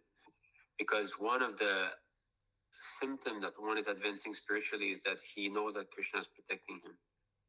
So there's a distinction between being afraid of going away from Krishna's service.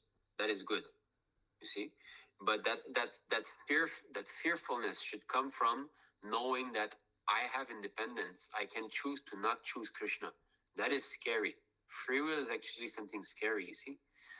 We should not think that that's it, now Krishna is that. No, Krishna is a person and he's fully independent. If he wants, he can.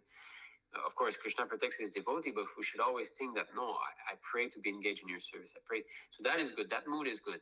But to think that, I'm not going to make it in this life, it's too hard, like that, then that is not a good mood, because that's lacking faith, because Krishna says, if you do it, then you can do it. So, but if you give up, like, oh no, I cannot make it, it's not possible, that's a lack of enthusiasm. And what are the things that are beneficial for spiritual advancement? Enthusiasm is one of them, right? What is that? Nectar of instruction, third verse. Here it is. There are 6 principles favorable to the execution of pure devotional service. 1, being enthusiastic. So if one thinks that I cannot make it, it's too hard, that means he's lacking enthusiasm. That's not good for spiritual advancement. Endeavoring with confidence. That means what? That means we know. I know that if I serve Krishna, Krishna will protect me, having this faith. Being patient. Oh no, I've chanted 16 rounds for 10 years now and still I feel that I'm not. No, it takes time. You have to be patient. Acting according to regulative principles such as Shravanam, Kirtanam, Vishnu, Smaranam. Why Prabhupada say Bhagavatam class in the morning, Bhagavad Gita class in the evening, like that. We have to regularly hear. Abandoning the association of non-devotees. Following in the footsteps of previous acharyas. These 6 principles undoubtedly assure the complete success of pure devotional service. And then who can share the Sharanagati? I think it's the 22.100. What is it? The 6 divisions of surrender, right, Prabhu? That one? Yeah. They are 22.100. 22.100, right? 22.100. Yes. Very good. It's a very important verse also.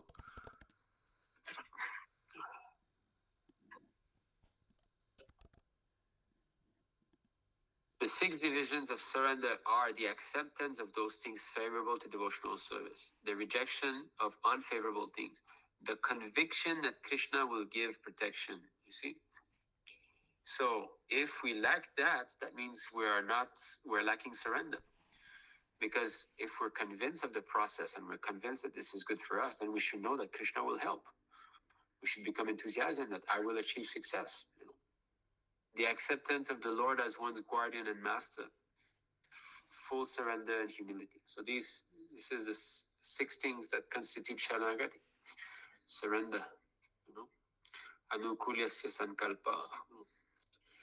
So we have to be careful. We have to distinguish properly. Am I lacking faith that the Lord is my protector? Am I lacking enthusiasm? You see? But if one thinks that, oh, I'm very afraid of this material life, this is, and I don't want to give up service, that kind of fear, that is good. But if it's a lack of faith, then that is not good. Okay? Yes, thank you so much for answering my questions.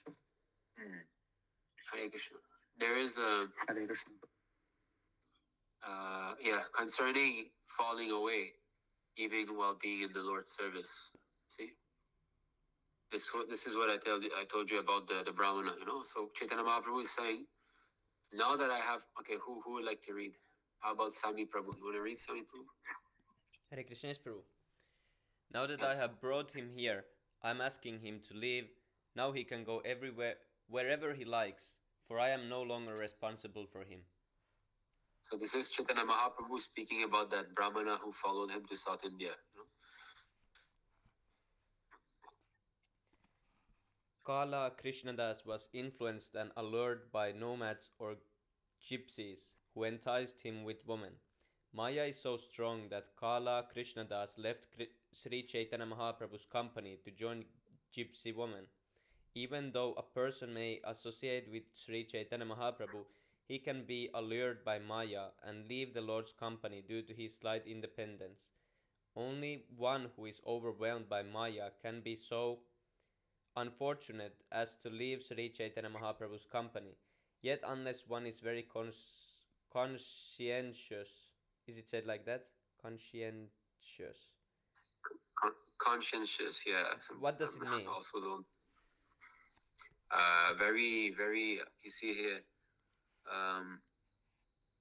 of a person wishing to do what is right, especially to do one's work or duty well and thoroughly. Yes, Prabhu. Diligent, like that. Yes, Prabhu. The influence of Maya can drag one away, even though he be the personal assistant of Sri Chaitanya Mahaprabhu. And what to speak of others? The Bhattataris used to increase their numbers by using women to allure outsiders. This is factual evidence showing that it is possible at any time to fall down from the Lord's association. One need only misuse his little independence. Once fallen and separated from the Supreme Personality of Godhead's association, one becomes a candidate for suffering in the material world. Although rejected by Sri Chaitanya Mahaprabhu, Kala Krishnadas was given another chance, as the following verse relates. So this is Madhya Lila, chapter 10, text 65. If you want to go and read, what happened after, you can go. So, you see this? He was serving Chaitanya Mahaprabhu, and he not only serving Chaitanya Mahaprabhu, he saw the Lord perform like wonderful pastime, because when Chaitanya Mahaprabhu was in Janaganath Puri, he did not manifest his full opulence of, Godhead. But when he traveled to South India, he made so many miracles. He turned entire villages into devotees. Wherever he was going, every single village was becoming a village of completely surrendered devotee. Everybody was feeling full ecstatic love of God. So that devotee who followed him, he saw all of this. He was with God personally. He saw God doing all of his pastimes, changing the entire South India, spreading the Sankirtan movement. And still, by misuse of his independence, he left. So independence, this free will is so scary, actually. is very scary. We should not wish to have free will at all because we can misuse it. Full surrender means I don't want free will. Like what Krishna wants me to do, I'll just do that. It's I mean, it's very fearful because any one of us can. And Maya is so good that she's telling us, no, others can fall down, but you can't fall down. No way. And these kind of things happens to others, not to you. This is how Maya speaks to us.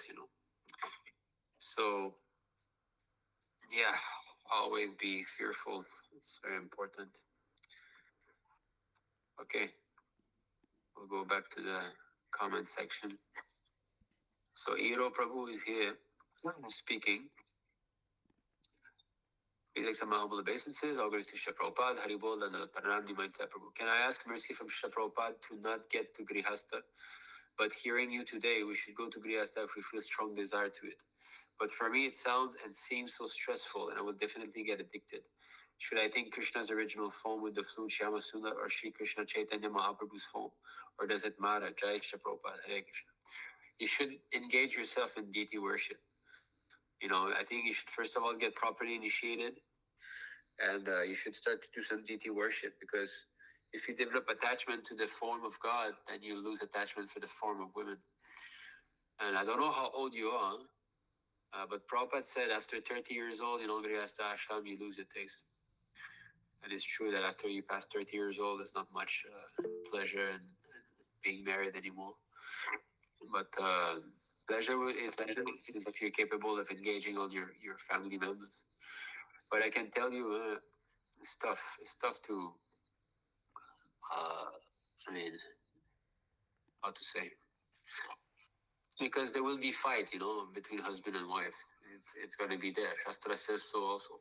Of course, it says we shouldn't take these things very seriously, but it's still very disturbing to the mind. It's still very much suffering. When you're alone, it's so much simpler. And plus, think about that. Now, those of you who are not married, who are single, you've got no attachments. You're free like a bird, right? So you're practicing Krishna consciousness without having this attachment. These objects of wife and children are not there in your life. They're not manifest. If you get married, these objects will become manifest and you will be so much attached. You will experience this form of attachment that you do not know what it is now. Because having children, you become so attached to your children. You cannot avoid that. You see them grow, you take care of them every day. They call you papa, mama, like that. So you will get yourself, very deep into material attachment. Material illusion will increase a lot. And unless you're very, very strict in your sadhana and all, it's very easy to be swayed away. From all the devotees that I know, I don't know that many grihastha that are very serious. I see how many men are being sucked away, in the comfort of grihastha ashram. It's very dangerous. It's a fact. Even myself, I'm full time, and I don't send my children to school. I homeschool them. Now every morning I wake up my son at 4 a.m. and he comes with me downstairs. He does Mangalarti with me. My wife chants in the room with Kalindi, our daughter. And after that, I do deity worship, and he assists me. He helps me choose the ornaments for the deity. He helps me purify the things and all. He's right next to me. I do the deity worship for QA Nitai and Shalakram Shila, and he's there, and he likes it. So, I mean, if I compare my position with other grihastha, I see that somehow by Krishna's mercy, I'm more serious than a lot of them. I'm quite strict, and training my children and all. And even that, still, there's a lot of disturbance because of being married. Even, with that amount of not trying to be entangled into working a mundane job and all, even then, I get a lot of arguments with my wife and things like that. So, yeah, if you can avoid it, that's the best. There's no doubt about it. Prabhupada said you're 75% freed from material entanglement just by not being married. 75%. So if you don't really feel to get married, then that's a good sign. You should try to remain single, but you should, it's not gonna be, you're not gonna be able to last unless you desire to preach. By preaching, you'll be able to overcome all this.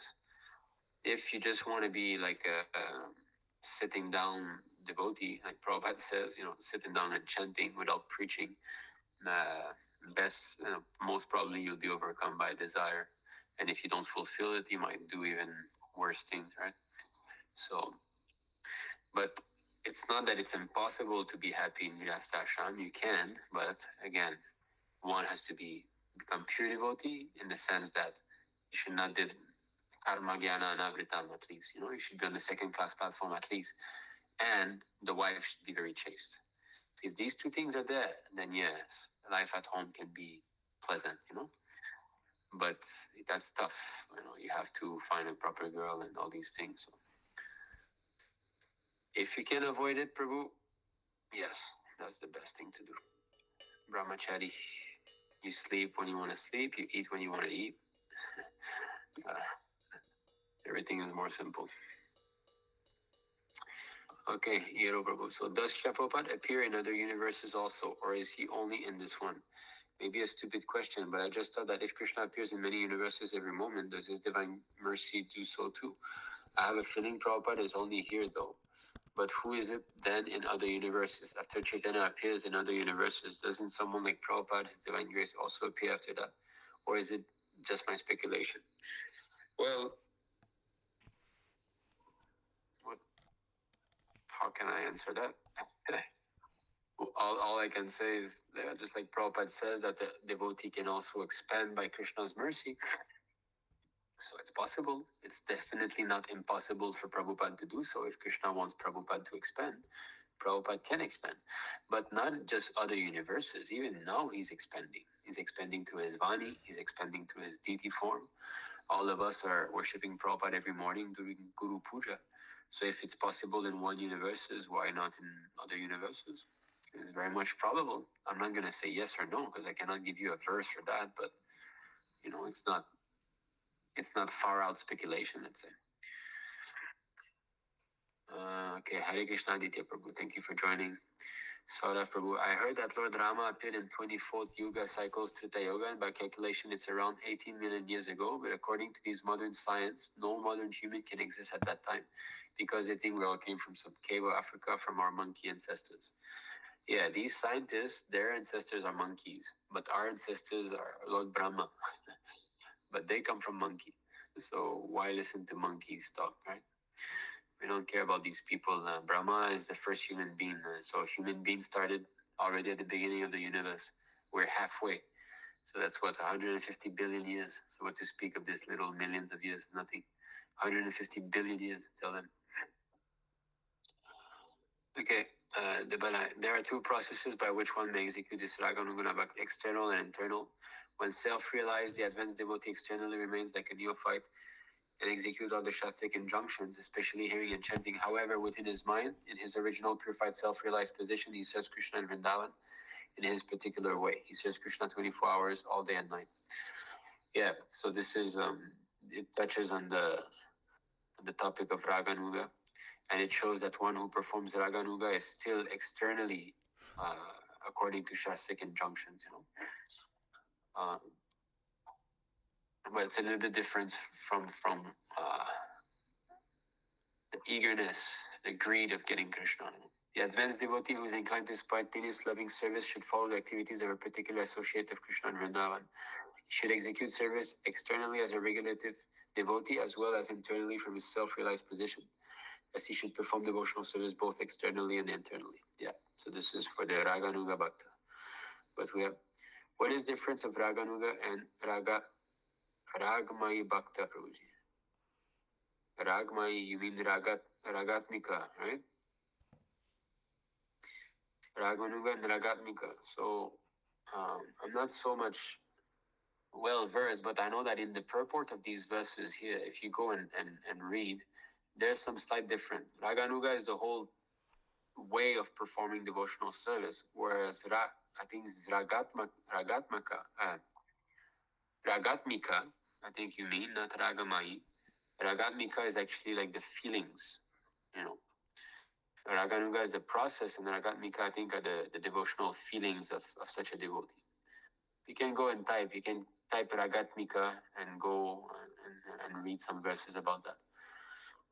I don't really read too much about this because I'm not in that, I'm not in Raganuga at all. So I concern myself more with regulated devotional service. Sami Prabhu, confidence and arrogance seems sometimes hard to distinguish.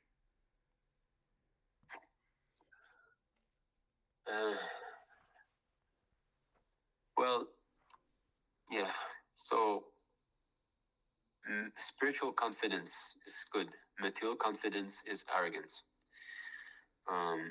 So to be confident that if I do what Prabhupada says, I will be successful. That is spiritual. To be confident and careless, to feeling confidence even though one is not following Prabhupada instructions, that is arrogance. But if one is following what Prabhupada is saying and he knows that I will make progress, that is good.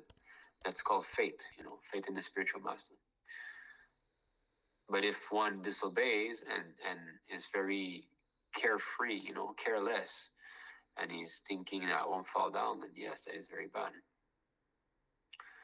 Krishna Vinod Kuti, Hare Krishna, thanks for the association. Good learning, Dandavaja Prabhupada. Need to drop off. Even after many instructions to chant and read Prabhupada books, at any point knowing that many devotees leave, and I can also do so by being bewildered, scares me a lot, Prabhuji. That's good, but use that fear as an impetus to continue. Don't use that. You see, to be scared of falling away due to one's free will, that is good. But to be scared because one lacks faith that Krishna is actually our friend and our well-wisher, or because he lacks faith in the philosophy, he will feel scared maybe because of lack of faith. That is bad. Because when one lacks faith, you will definitely feel scared. That's material fear. So one has to distinguish properly. Hero Prabhu is 21-year-old. Well, you've entered the age where Prabhupada says it's not so nice to get married at. I think if one wants to get married, then you should get married earlier, like 24, 25, like that. Then at least he can somehow enjoy marriage life, if we want to say. Prahlad Prabhu told us 90% of devotees are Grihamedi, not Grihastas. So it's practically extremely difficult to practice bhakti in family life. Only very, very serious and fortunate devotees can be actual Grihasta ashram. Yeah, it's most devotees who get married, yeah, they get entangled. And that's why, again, because according to Vedic culture, you're supposed to be a brahmachari before Grihasta. And now who's getting the brahmachari training? Hardly any of us. So that's why I'm always saying everybody should take brahmachari at least for some time. Srila Prabhupada once said he will go to preach other planetary system just after leaving Earth. It's one ISKCON devotees said. Yeah, I've heard that also. Prabhupada said he will go to the lower planetary systems to preach. I don't know if that's correct or not, but this is in this universe, it's a bit different from. Hare Krishna Prabhuji, Dana Pranam. Can a non-initiated devotee do deity worship? Okay, yeah. What should a very neophyte devotee do in deity worship? Okay, so that's the question I think that was arisen some time ago about Radha Krishna, right? Someone wanted to install Radha Krishna, is it? So you see, the thing is, how are you going to invite Radha Krishna? What is your connection to Radha Krishna? What is our qualification to worship Radha Krishna? So it's all because of Prabhupada. The pure devotee is making the introduction between the neophyte and the Lord. So if you want to jump over Prabhupada and worship Radha Krishna, how successful are you going to be? There's so many Hindu devotees, Hindus, they've got Radha Krishna Murti at home. Are they making spiritual advancement? No. So what is this? That I want to worship Radha Krishna. There's a way to do so. Prabhupada never said that you install Radha Krishna Murti at home and start worshipping. He didn't say that. Even for his initiated devotees, he discouraged them to have Radha Krishna at home. And what to speak of non-initiated. So there's a process, It's not that we jump over Prabhupada and go to Krishna directly. I'll worship Radha Krishna. What qualification you got? Prabhupada will make you qualification. So, first of all, if you want to do something at home, Guru Gauranga picture is enough. You have Panchatattva and Prabhupada picture and you start doing your arti like that, you can do your Mangal arti, that's fine. If you speak about installing deity, getting deity, best thing is you do things properly. Why? Because we are contaminated and we have to follow the rules and regulations of Shastra in order to avoid offenses. Because if you start like that, all a mess, Radha Krishna come and you start and this and that, then offenses will be there and offenses will just keep increasing. That's all. They will not decrease, they will increase. And you're just going to become more and more offensive towards the Lord. So, what's the use of all this? So better keep ourselves protected at the lotus feet of Prabhupada and just follow his instructions. So first thing, one should take initiation. Second, you should take second initiation. Then after that, you can worship the deity. That's the system that's there in ISKCON. If you don't want to do these things, then worship the picture only. That's all. And that's simple. You offer incense, flower like that. You can offer prasadam there also to the picture. Nothing wrong. But if you want to be serious, you see, like when I got my deities, I had taken in second initiation already, and I started worshiping. It's a non-stop. Since I got deities, I did worship every single day. Maybe sometimes I was very sick, and somehow I had to skip a day, but that was because I had absolutely no choice. I could not even stand up. But except for that, every single day I've done deity worship. So it's not something that's cheap, And plus Radha Krishna, it's 10% offenses that are taken. Chaitanya Mahaprabhu, Gaura Nitai, they're very merciful. Even though you commit a lot of offense, they will not take it very seriously. But Radha Krishna, you cannot take it lightly, That's why in the temple, Prabhupada said there should be at least, 7 initiated brahmanas or something before installing Radha Krishna Murti. Because you have to be extremely careful. If you perform deity worship with offenses, with so many seva aparad, you're not going to actually be making progress. You're going to be doing regression. If we do deity worship without offense, that's when the real. Of course, we all commit seva aparad, but not that consciously, So my advice is that do not install. I don't know if it's you or your friend, but don't install Radha Krishna. You should hear and chant. Chant Hare Krishna. You should read Prabhupada books, and in this way, you'll make spiritual progress. Because Hare Krishna is the main thing. Chanting Hare Krishna is the real initiation, actually. So you start with this, and the proof is we have many bhaktas here. They're not initiated, but they're making progress. Why? Because Hare Krishna Mahamantra doesn't depend even on initiation. It acts. Whether you're initiated or not initiated, it acts. And that's there. Madhya 15:108, Chaitanya Mahaprabhu says you don't even need initiation to chant Hare Krishna. Of course, in the purport, Prabhupada, he calms us down, like don't take this that you don't really need initiation.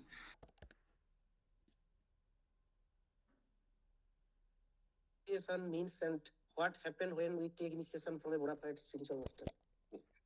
Please, 2 questions, we can have a 5 hours class, bro. Sorry, bro, if I know about it, I don't know anything. This is okay. I will say it very fast. I don't think I will go see the verses and all, but initiation means the transfer of transcendental knowledge from the heart of the pure devotee to the heart of the disciple. And that transfer of transcendental knowledge burns up the ignorance within the heart of the disciple. In other words, his sins are finished, and his false ego is removed more and more. And that continues all the way until one realizes that Krishna is in the heart. He gets Krishna Prema, So the Krishna Prema given from the spiritual master to the disciple is the end of Diksha. Once one is situated in pure love of Godhead, the initiation process is finished because it's a process. It's not just a ceremony. So that's the real substance of initiation. Om Agyanati Mirandasya Gyananjala Shlakaya. That is the real thing. And how does it happen? The spiritual master says, now you start to chant Hare Krishna. So that's the initiation. You start to chant Hare Krishna. So as you begin to chant Hare Krishna on the order of the pure devotee, all of this will take place. The anarthas will be removed and so on. So this whole process of purification under the instructions of this pure devotee, that is the initiation process. That is the real substance. Now the ceremony itself is the external regulative principles. That's also important. So in front of the deity, in front of the Fa, in front of the Guru and the Vaishnavas, I vow I shall follow four regulative principles and chant 16 rounds every day of my life. Because you do that, you sign a spiritual contract with Prabhupada. Then you are, formally entering an agreement with Prabhupada. You have to follow his instructions, and he has to bring you back to Krishna. That's his job, and you follow your job is to serve him. So it's also very much important. But the real thing is this chanting of Hare Krishna. That is a real initiation. Prabhupada is telling us to chant, and we chant. And therefore, those who are not initiated among us, they feel progress also. Is it not? Because this Hare Krishna Mahamantra is the real thing. We have to chant. But that does not mean that I will only chant and I'll never take initiation. Then you become chanting with offense. If for some time, a couple of years, you cannot take initiation due to some reason, then that's okay. Krishna knows. He doesn't, he's not going to punish you for that. But if it becomes you're judging initiation, right? You have opportunity. Whoa. Then Krishna knows, okay, this person is kidding around. He's not really serious about surrendering. And then you will feel that your chanting is going to dwindle and everything. Because what? Disobeying the spiritual master. So that's initiation, Prabhuji, in a nutshell. The transfer of Krishna from the heart of the pure devotee to the heart of the disciples, And it's a gradual process. So that is the meaning. And there's no question of going back to Krishna without initiation. To say, the real substance of initiation. Might take a couple of life and all, but there's no question of going to Krishna directly. You have to go through the pure devotee, and the pure devotee will initiate. Whether he initiate formally or informally, that's another thing, but he will initiate. Just like Chaitanya Mahaprabhu, when he was traveling in South India, he was telling everybody chant the holy name. And there's so many verses in the CC that says that in this way he initiated everybody. He did not conduct a fire sacrifice and do all the formality. No, he just told them to chant Hare Krishna. That was the initiation. You see? So the real initiation is chanting Hare Krishna. To accept that Prabhupada is telling me to chant, I chant on the order of the pure devotee. That's initiation. But because we are not very serious, we're very contaminated, and we are very prone to commit offense, therefore there has to be all this sign. Why contracts are there in society? Because people are dishonest. Because that I cannot trust that person's word. So therefore there has to be a legally bound contract to make sure that that person follow his word. That's the meaning of a contract. Because during two friends, like, hey, can I borrow you $100? Yeah, give it me. Not that I signed the contract, you have to give me $100 next week like that. No, two friends, they're friends, so they trust one another. So contracts are there when there's a lack of trust. Now, obviously, it's not Prabhupada who's going to break the part of the contract, it's us. So because we are not, we are dishonest, we've been against Krishna for so billions of lifetime, we're contaminated, we have this rebellious nature. So therefore the formality is important to make us more stick to it. Same thing with installation ceremony of deities. It's the same thing. That these are regulative principles. We do the whole abhishek, we do the whole mantras, the whole fire yagya. It's like, okay, now this is serious. Now if I stop deity worship after that, I understand that something serious is going to take place. Same thing with the contract. You sign the contract with the government, you declare that all the information you have said is proper. You declare that Then you're like, oh, okay, this is serious. I might go to jail if I break this, So it's the same thing. So same thing with the deity worship. If you do installation ceremony later on, if you break your deity worship, then it's an even greater offense. Same thing with initiation. If you disobey Prabhupada, break the principles after initiation, it's a greater offense. So, the neck beats is getting tighter and tighter and tighter and tighter and tighter.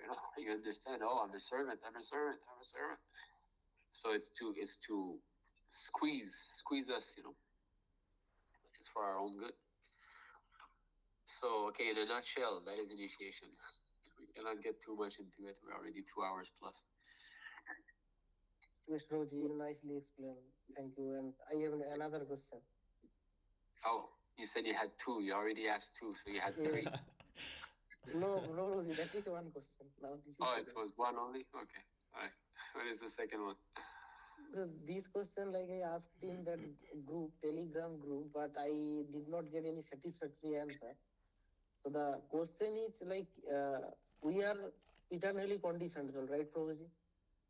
Oh, okay. That thread. Okay, I know where you're going. If you want to ask a question to me in the group, please do at, okay, at Nimai, because I don't read all the comments. Sometimes I come and there's 200 comments. I don't have time to catch up. But if you put at, then I will press and I'll see the question. Okay, this topic, Nitya Bada, Nitya Siddha, okay, Nitya Mukta. Don't bother yourself with this, Prabhuji, because that cannot be understood in the conditional state. When did we fall down? When did we come here? The very fact that you're asking this is a proof that you're conditioned. I'm not just saying you, I'm saying say you as a global you. Because Krishna is there in the heart. He's with us. So what do you mean you left Krishna? Krishna is always there. A pure devotee never sees himself disconnected from Krishna. So it's just like someone in a mad house, right? And the mother is in front of him, is coming to visit the madman, and where's my mother? Why did I leave my mother? When did it happen that I left my mother? The mother is right there. And you're a mad person saying the mother is not there. Is it not? We're saying, oh, when did I leave Krishna? Krishna is right there in our heart, according to Shastra. But because we're a mad person, we don't see him. So that's the first thing, like a pure devotee never feels himself disconnected from Krishna. He's always within Vrindavan, Prabhupada says, whether he's in the material world or in the spiritual world. And here we are, it's telling Prabhupada, oh, Prabhupada, when is it that we left Krishna? When is it? You mad fella, you're still with Krishna. You're in Krishna's energy. Vasudeva Sarvamiti Sah Mahatma Sudurlabha.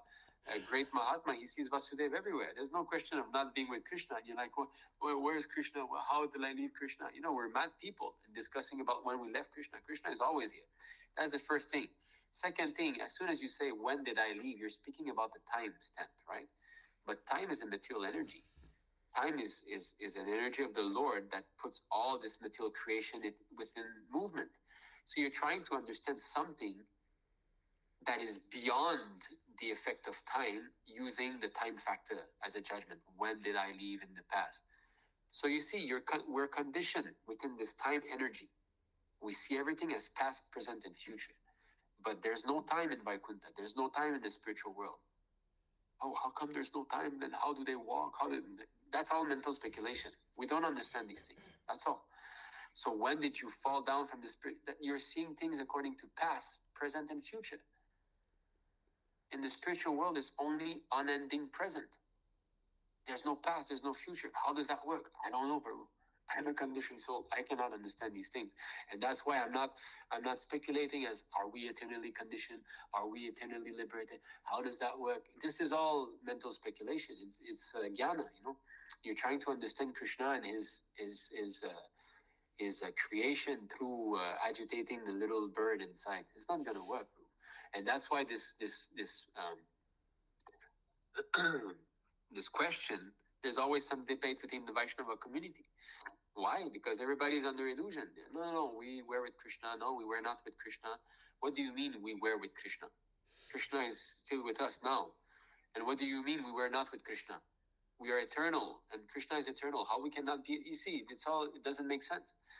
So I don't bother myself much about this. I know that I'm conditioned, that I'm convinced. Let's start by being convinced about that. That's a good start. That we are conditioned soul. And from there, let's try to go back. That's all. Prabhupada said we can go back to Krishna. Now, when the matter comes and other people say that we were not with Krishna before, well, I will take the side of Prabhupada because Prabhupada said back to Godhead, right? We're going back to Godhead like that. So, okay, we were with Krishna and we're going back to him. That's all. I simplify things. So if you tell me that you were never with Krishna, then I'll fight with you on that point. Yeah, why you're saying like that? Prabhupada is saying this. Then I'll show some verses and this and that. But how to understand? I don't know, Prabhu. Nobody falls from Krishna Loka, it says. But at the same time, Prabhupada said, free will is eternal. So, philosophically speaking, Prabhupada said, you can never remain forever in Krishna Loka. Because philosophically speaking, you are eternal and you have free will. So you add these two things together. Free will means yes or no. And eternity, how you can always say yes. So from this point of view, okay, you can never remain always there, never always here. Marginal energy. All right. that this kind of conversation. And anyway, in the there's a shastra, there's a scripture by Bhaktivinoda Thakur. What is the name? He speaks about that Bhaktivinoda Thakur inside. He speaks about this whole Nityabada. And by the way, in the 11th canto of Srimad Bhagavatam, Uddhava is also bewildered by the same topic. Uddhava, he got trained by Brihaspati. That's his spiritual master, and he's a friend of Krishna, intimate friend. And he's also confused about the matter. And you think you're going to figure it out? So if Uddhava is confused about it, then what about us?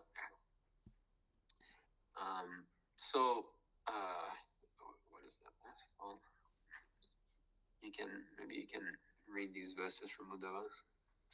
So if Uddhava is I don't think we're going to be reading them now. If I remember well, it's quite a few verses. Okay, I cannot find it. Okay, wait a second. Yeah,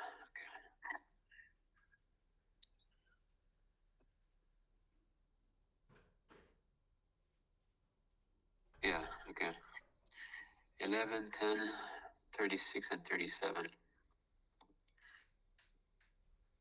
We'll just read this one. 11, 10, 36, 37.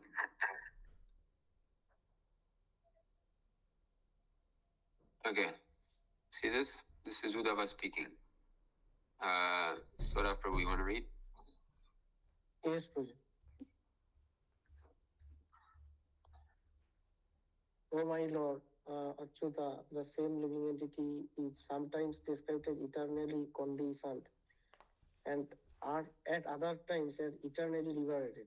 I am not able to understand. Therefore, the actual situation of the living entity.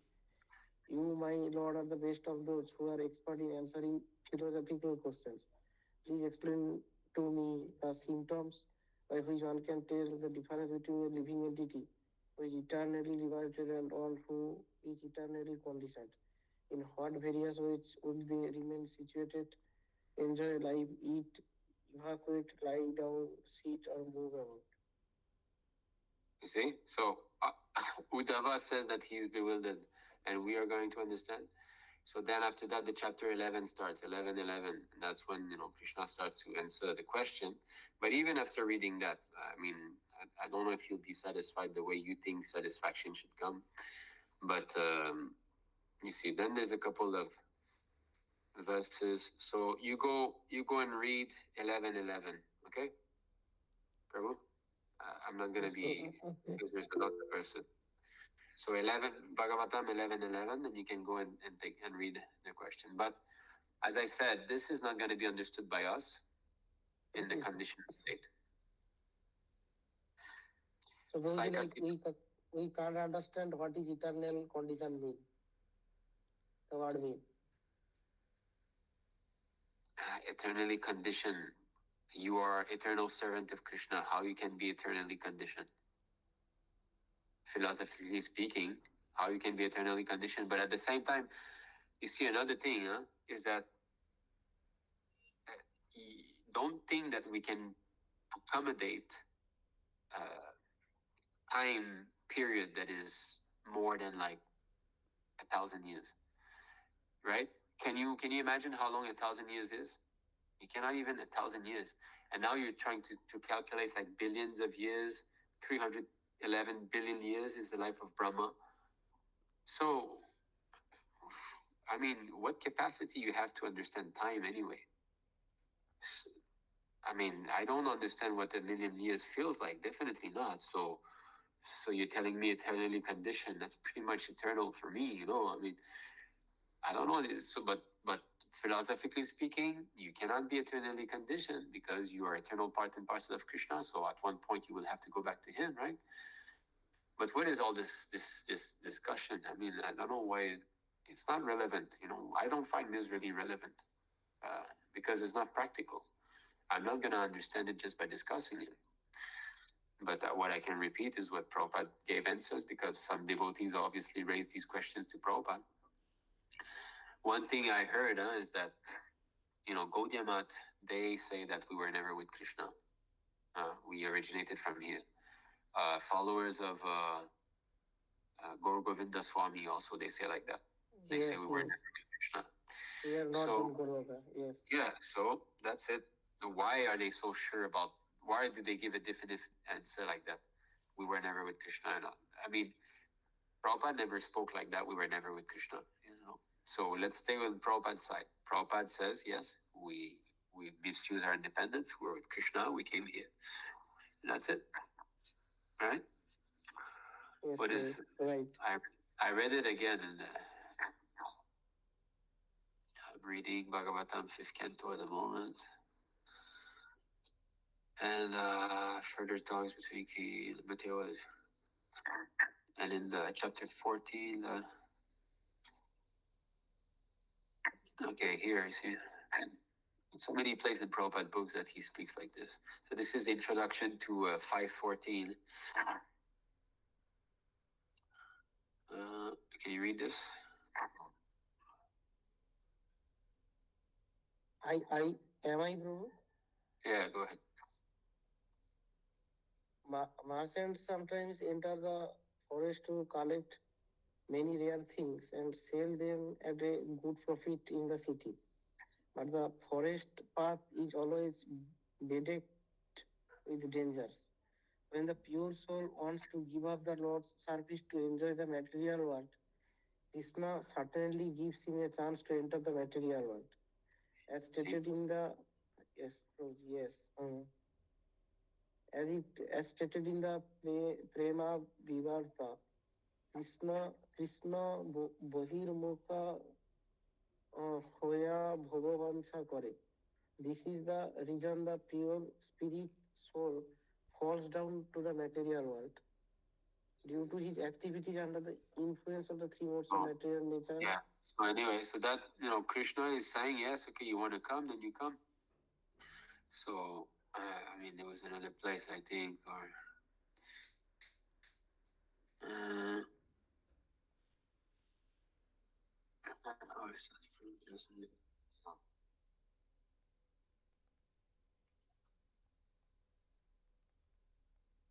so anyway, there are many places that it says, it's the Lord who allowed us, right? When the pure soul wants, you see here, okay, that's it. When the pure soul wants to give up the Lord's service to enjoy the material world, Krishna certainly gives him a chance to enter the material world. Giving up the Lord's service means this is not Brahman. In Brahman, there's no service to the Lord. So when the pure soul wants to give up the Lord's service to enjoy the material world, Krishna certainly gives him a chance to enter the material world. So that means what? Huh? That means that you were with Krishna and you were serving him and you gave up and you came here and now you're trying to go back. I think it's more simple to just see it like that. That's all. We left, we're going back. When we're there, we're called Nityasiddha. When we're here, we're called Nityabada. Okay. That Prabhu, means there is always a tendency to misuse our free will, right? If Free will become means perfect. you can misuse if you want. That's free will. Free will means you can misuse if you want. I actually suppose you don't have to understand how can after become someone is liberated, how can again like they do the You're same? never a stone, Prabhu. You will never be a stone without free will. You will always have a desire, and you can leave Krishna if you want. Like the prison house has got only a couple hundred people living there, right? But the city's got millions of people. So in Vaikuntha Loka, most people live there. Here is only a small portion of people who come here. Small Yes, percentage. like we are so foolish and rascal that after so much trouble, we again commit the same mistake and leave Krishna Vedan. Yeah. so Prabhu, and yes, I mean, Prabhu. did we have full knowledge of all these things that are happening here, of this birth, death, old age, disease? Did we have all this, and still we chose that? Oh, I want to go. Of course, we know because we're full of knowledge in the spiritual world. So that means we also understand what the material world is. Unless you have got knowledge of that the material world is such a bad place, you will not want. I mean, my point is that the inhabitants of Vaikuntha, they know, right? Yes, When Prabhu. Jai and Vijay were cursed, you have to go in the material world to take 3 birds of devotee. You think they did not know? They, what? Material world? You want me to go there? Yes, Oh, Prabhu. no. So then they said, okay, I want to come back fast. I prefer being 3 lives of demons, you know. So they know. They know very well. Yes, Prabhu.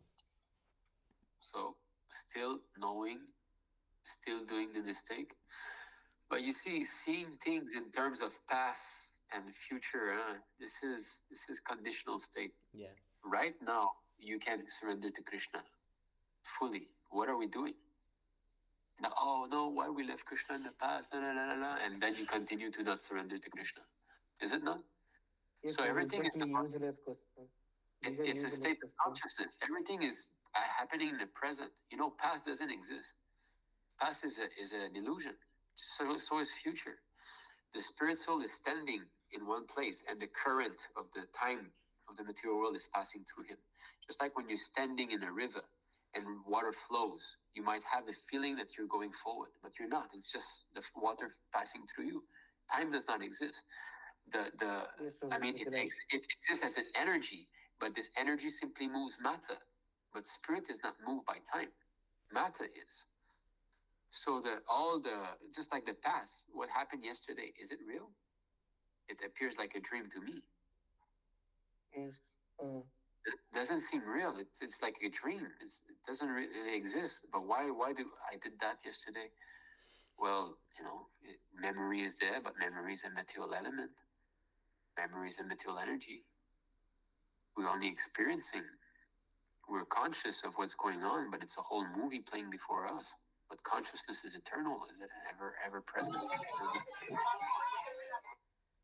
So, Prabhu, we're conditioned. This whole world is just boom on our face. You know, we're like fish in a fishbowl. This whole material energy is so heavy on us. Don't try to understand these things. Yes, It doesn't Prabhuji, work. my head is spinning. I will not Yeah. ask again. Good. Good. Sorry.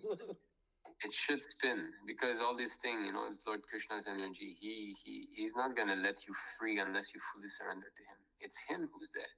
Why are we still conditioned? It's Krishna who's not letting him go. Maya is Krishna's energy. Why is he still keeping us on keeping Maya on us? He's still not fully pleased with us. Right? Yes, Prabhuji. Right, Prabhuji. So if we fully surrender one day, if we're intelligent enough to finally get it, and we fully surrender, then Krishna will say, Maya, stop touching that devotee. That devotee is now fully surrendered.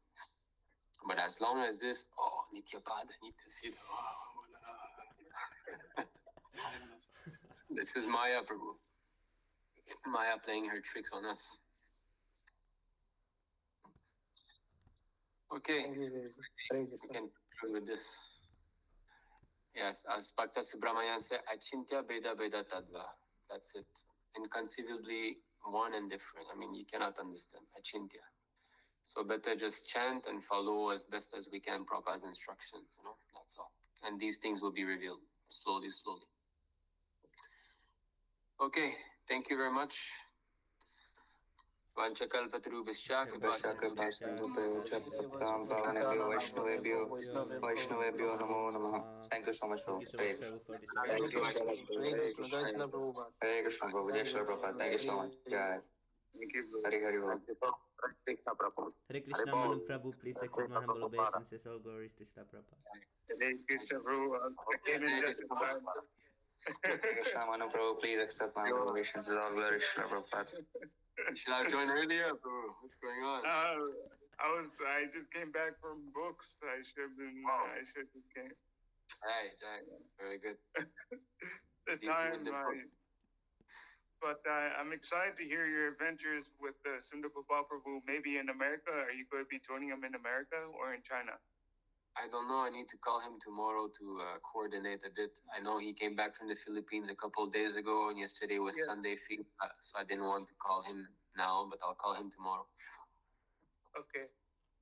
Yes. Yeah. Then I'm looking forward to it and everything.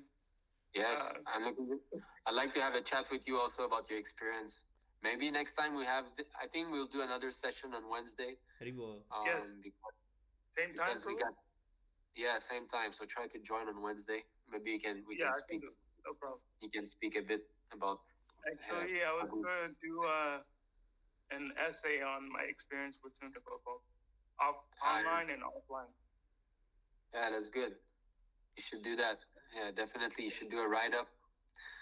You know, that would be nice. Or you could even record it. You can write it first, then you can record it on a mic, put it and make a sort of video. You can put all the pictures and the clips, and while the pictures we can hear you speak about it. Maybe that'd be nice. Oh yes, definitely I can do. All right. Okay. Thank you, Prabhu. Talk again soon. Hare Krishna. Jai Shri Prabhupada. Hare Krishna, Jai Shri Prabhupada. Hare Krishna. Hare Krishna, Jai Shri Prabhupada. Hare Hare.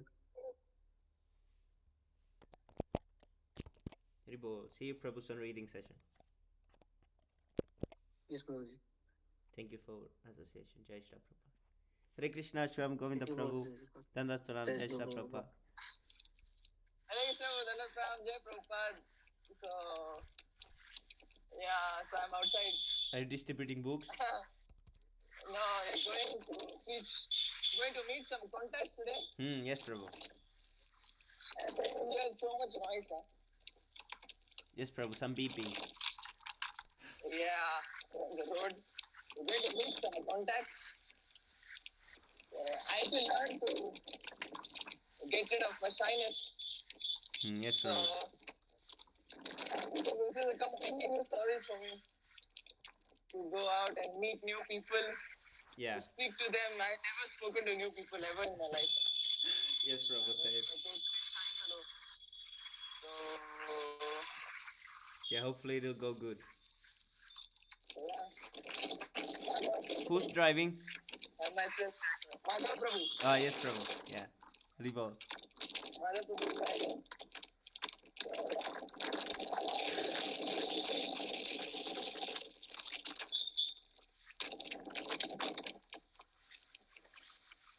So, Madhav said he will try to visit you when he comes back to Germany. Yes, Prabhu. We will discuss it soon. Yeah. I think you have his number, right? Yes, Prabhu. He messaged me.